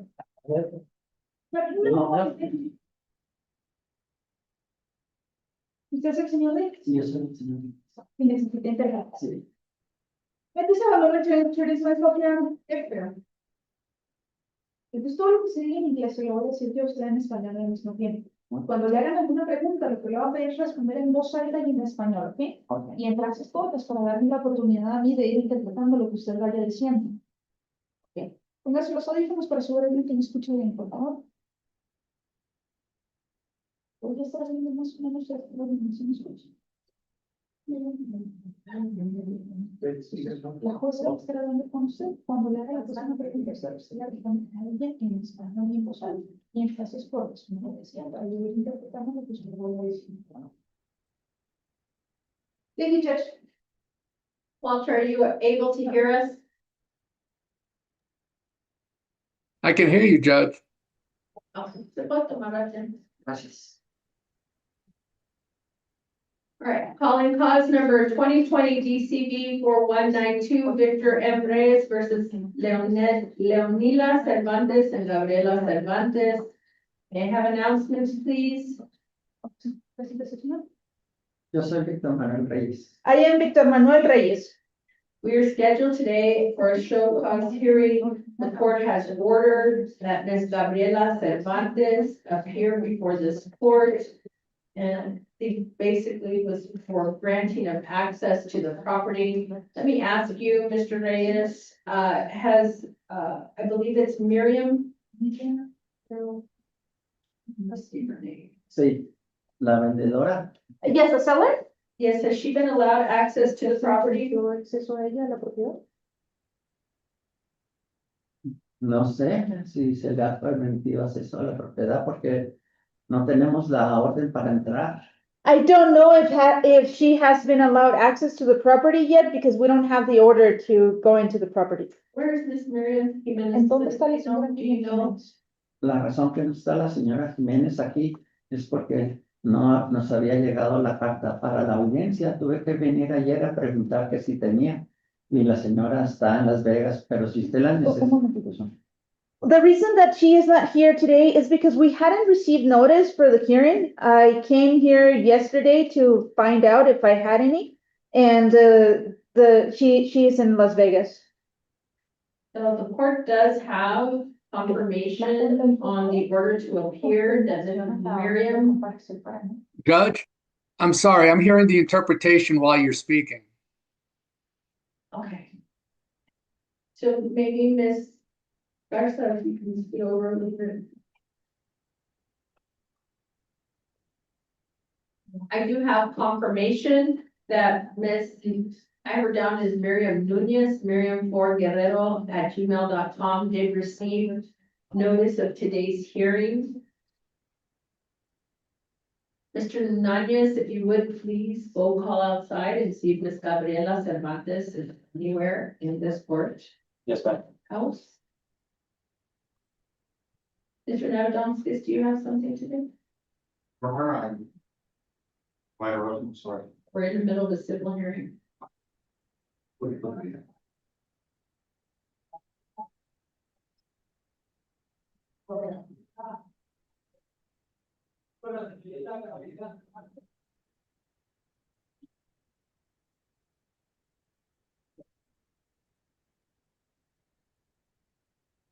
Judge, I called out 3 times for Gabriela Cervantes and received no answer. Okay, Mr. Reyes, is it your understanding that Ms. Gabriela Cervantes resides at the property located on 8719 Leo? No, 8717. No, 8717. Y yo vivo en el 19. I am the one that lives on 19.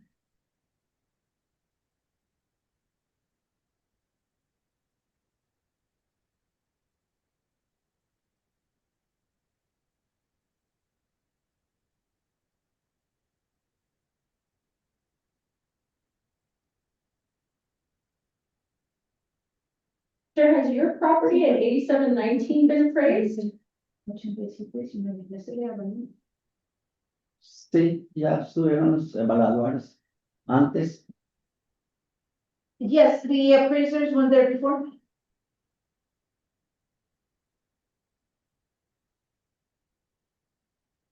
Pero la que necesitamos de evaluación es de la 17, es la del problema.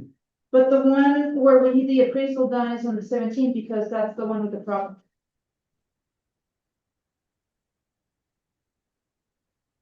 In reviewing the documents, Mr. Reyes, there is, and please correct me if I'm wrong, there is no order for the appraisal of the property at 8717.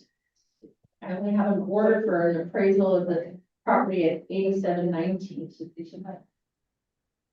La razón que yo estoy pidiendo la evalúan en el 17, porque Gabriela tiene desde el 18 que no me paga nada de impuestos, no paga nada, y ese es mi problema con ella. Por eso le estoy tratando de...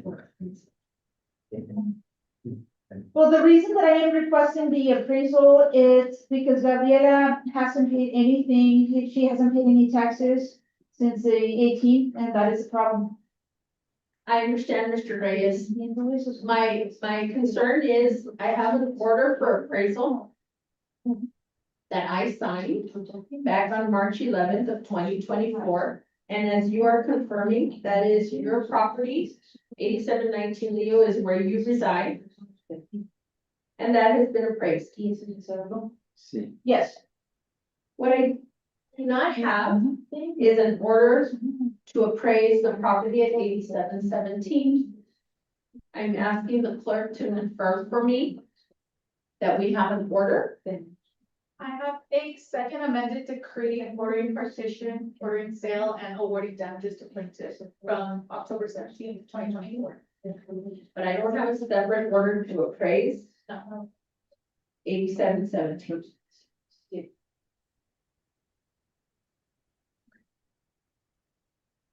So we need an order, since we don't have an order yet to appraise 8717. So at this time, the court is not going to proceed forward on the show cause hearing against Ms. Cervantes. The reason being, I do not have an order stating that the property is to be appraised at the 8717. I will generate that order today. So, because the only order I have, Mr. Reyes, is the one that says the appraisal of 8719. Ese es el problema, que no tengo hoy abogados, porque siempre no me dejaban explicarle que yo no necesitaba la evaluación en mi casa. Yo necesitaba. And that is why I don't have an attorney, because they would never allow me to explain to them that I didn't need the appraisal on my house in the 8719. I understand. Y me decían que me callara, que ellos sabían lo que estaban haciendo y que era un solo lote. Yes, ese es el problema. And they would tell me to keep quiet, that they knew what they were doing and that it was one lot and that was a problem. Y la razón That they knew what they were doing. Y la razón que Gabriela no existe ni nos hace caso ni a mí ni a nadie es porque ella está viviendo gratis, sin pagar impuestos, sin pagarme lo de la propiedad. Tiene más de 6, 7 años que tenemos este problema y nunca ha dado nada, así es que ella es feliz sin pagar nada. And the reason why, I mean, Gabriela is just there living for free without paying anything. She doesn't pay any taxes. She doesn't pay anything for the property. And she's been there for 6 or 7 years and she's there happy without paying anything. Because if you can see here, the taxes, they're under my name. All right, Mr. Nunes, we give back that business. Would you give me that?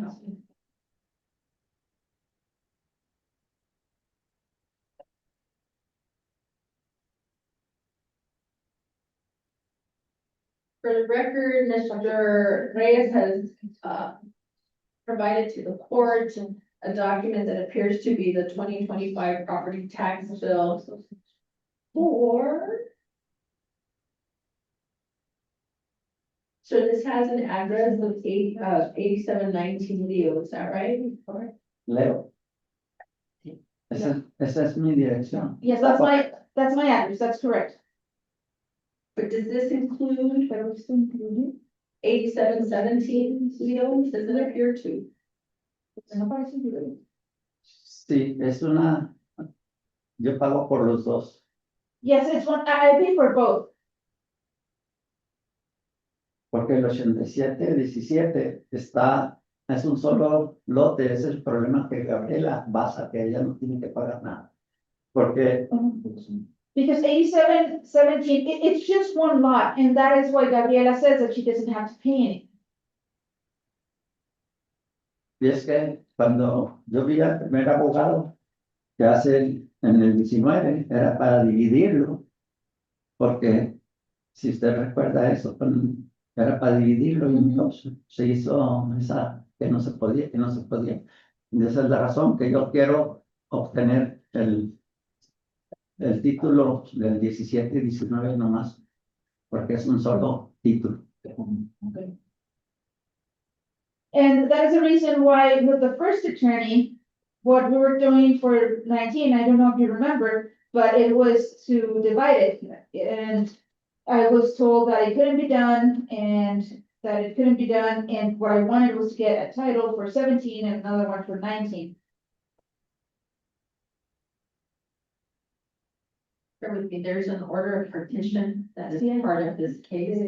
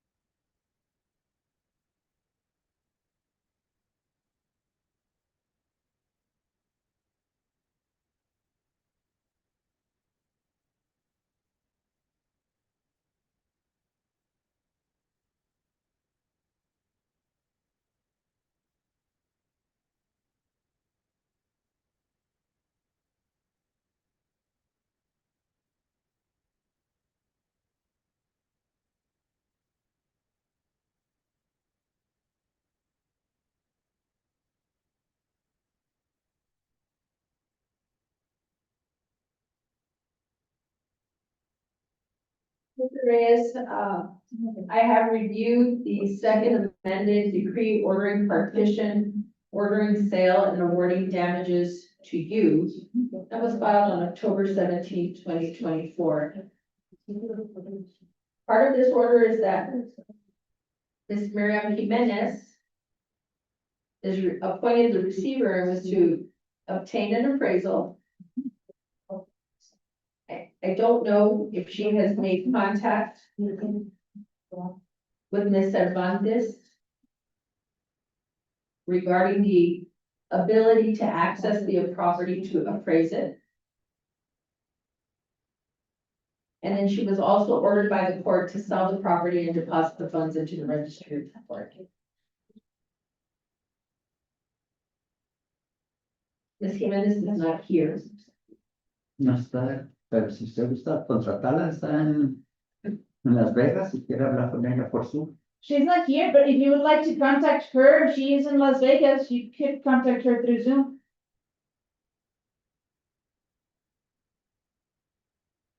Well, she was supposed to be here today. La razón que no está aquí porque las cartas que llegan a la 17, Gabriela no las entrega, siempre se queda con... And the reason that she's not here is because the letters that go to 17, Gabriela doesn't give them, she keeps them. So Miss Miriam was notified by email by this court to be here.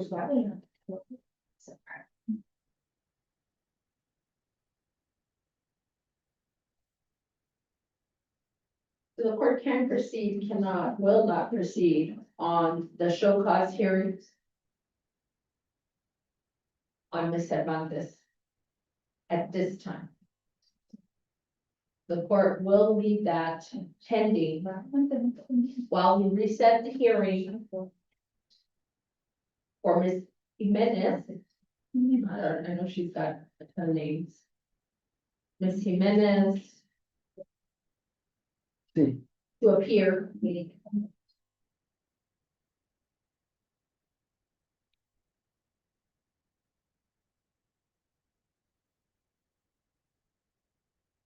I guess now we need to do it sort of this next week. We're gonna reset this, the hearing for Ms. Jimenez to appear for 1 week. Okay, thank you. If she is just out of town, then I need to confirm with her before I can proceed on an order on this. About this. She comes back tomorrow. We're gonna reset for 1 week. This is going to be set.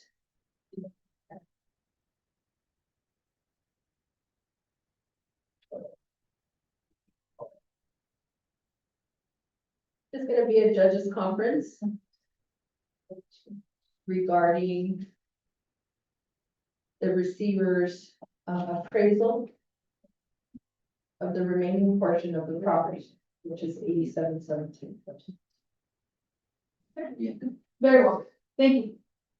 At that time, once I receive a report from the receiver, I will determine the timetable on which to proceed against Ms. Cervantes. Okay. Okay. Right.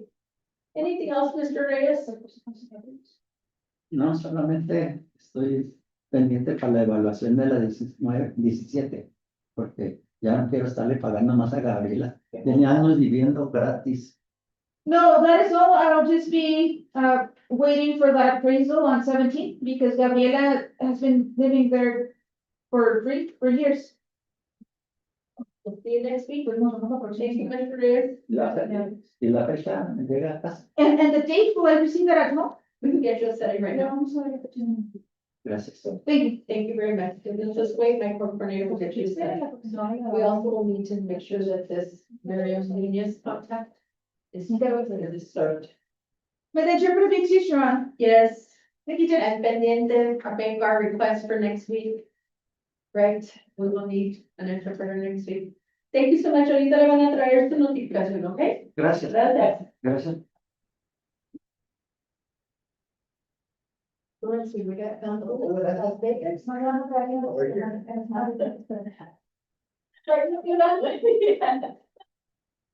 For that, cancel the panels and all requests for courtroom. Yes, ma'am. About this, did you want to do another show cause? I am gonna do that, but I want to make sure I have before I go. Okay, yes, I have to hear from. Or Walter, we excuse you? Yeah, we're done. Well done, Walter. All right, thanks.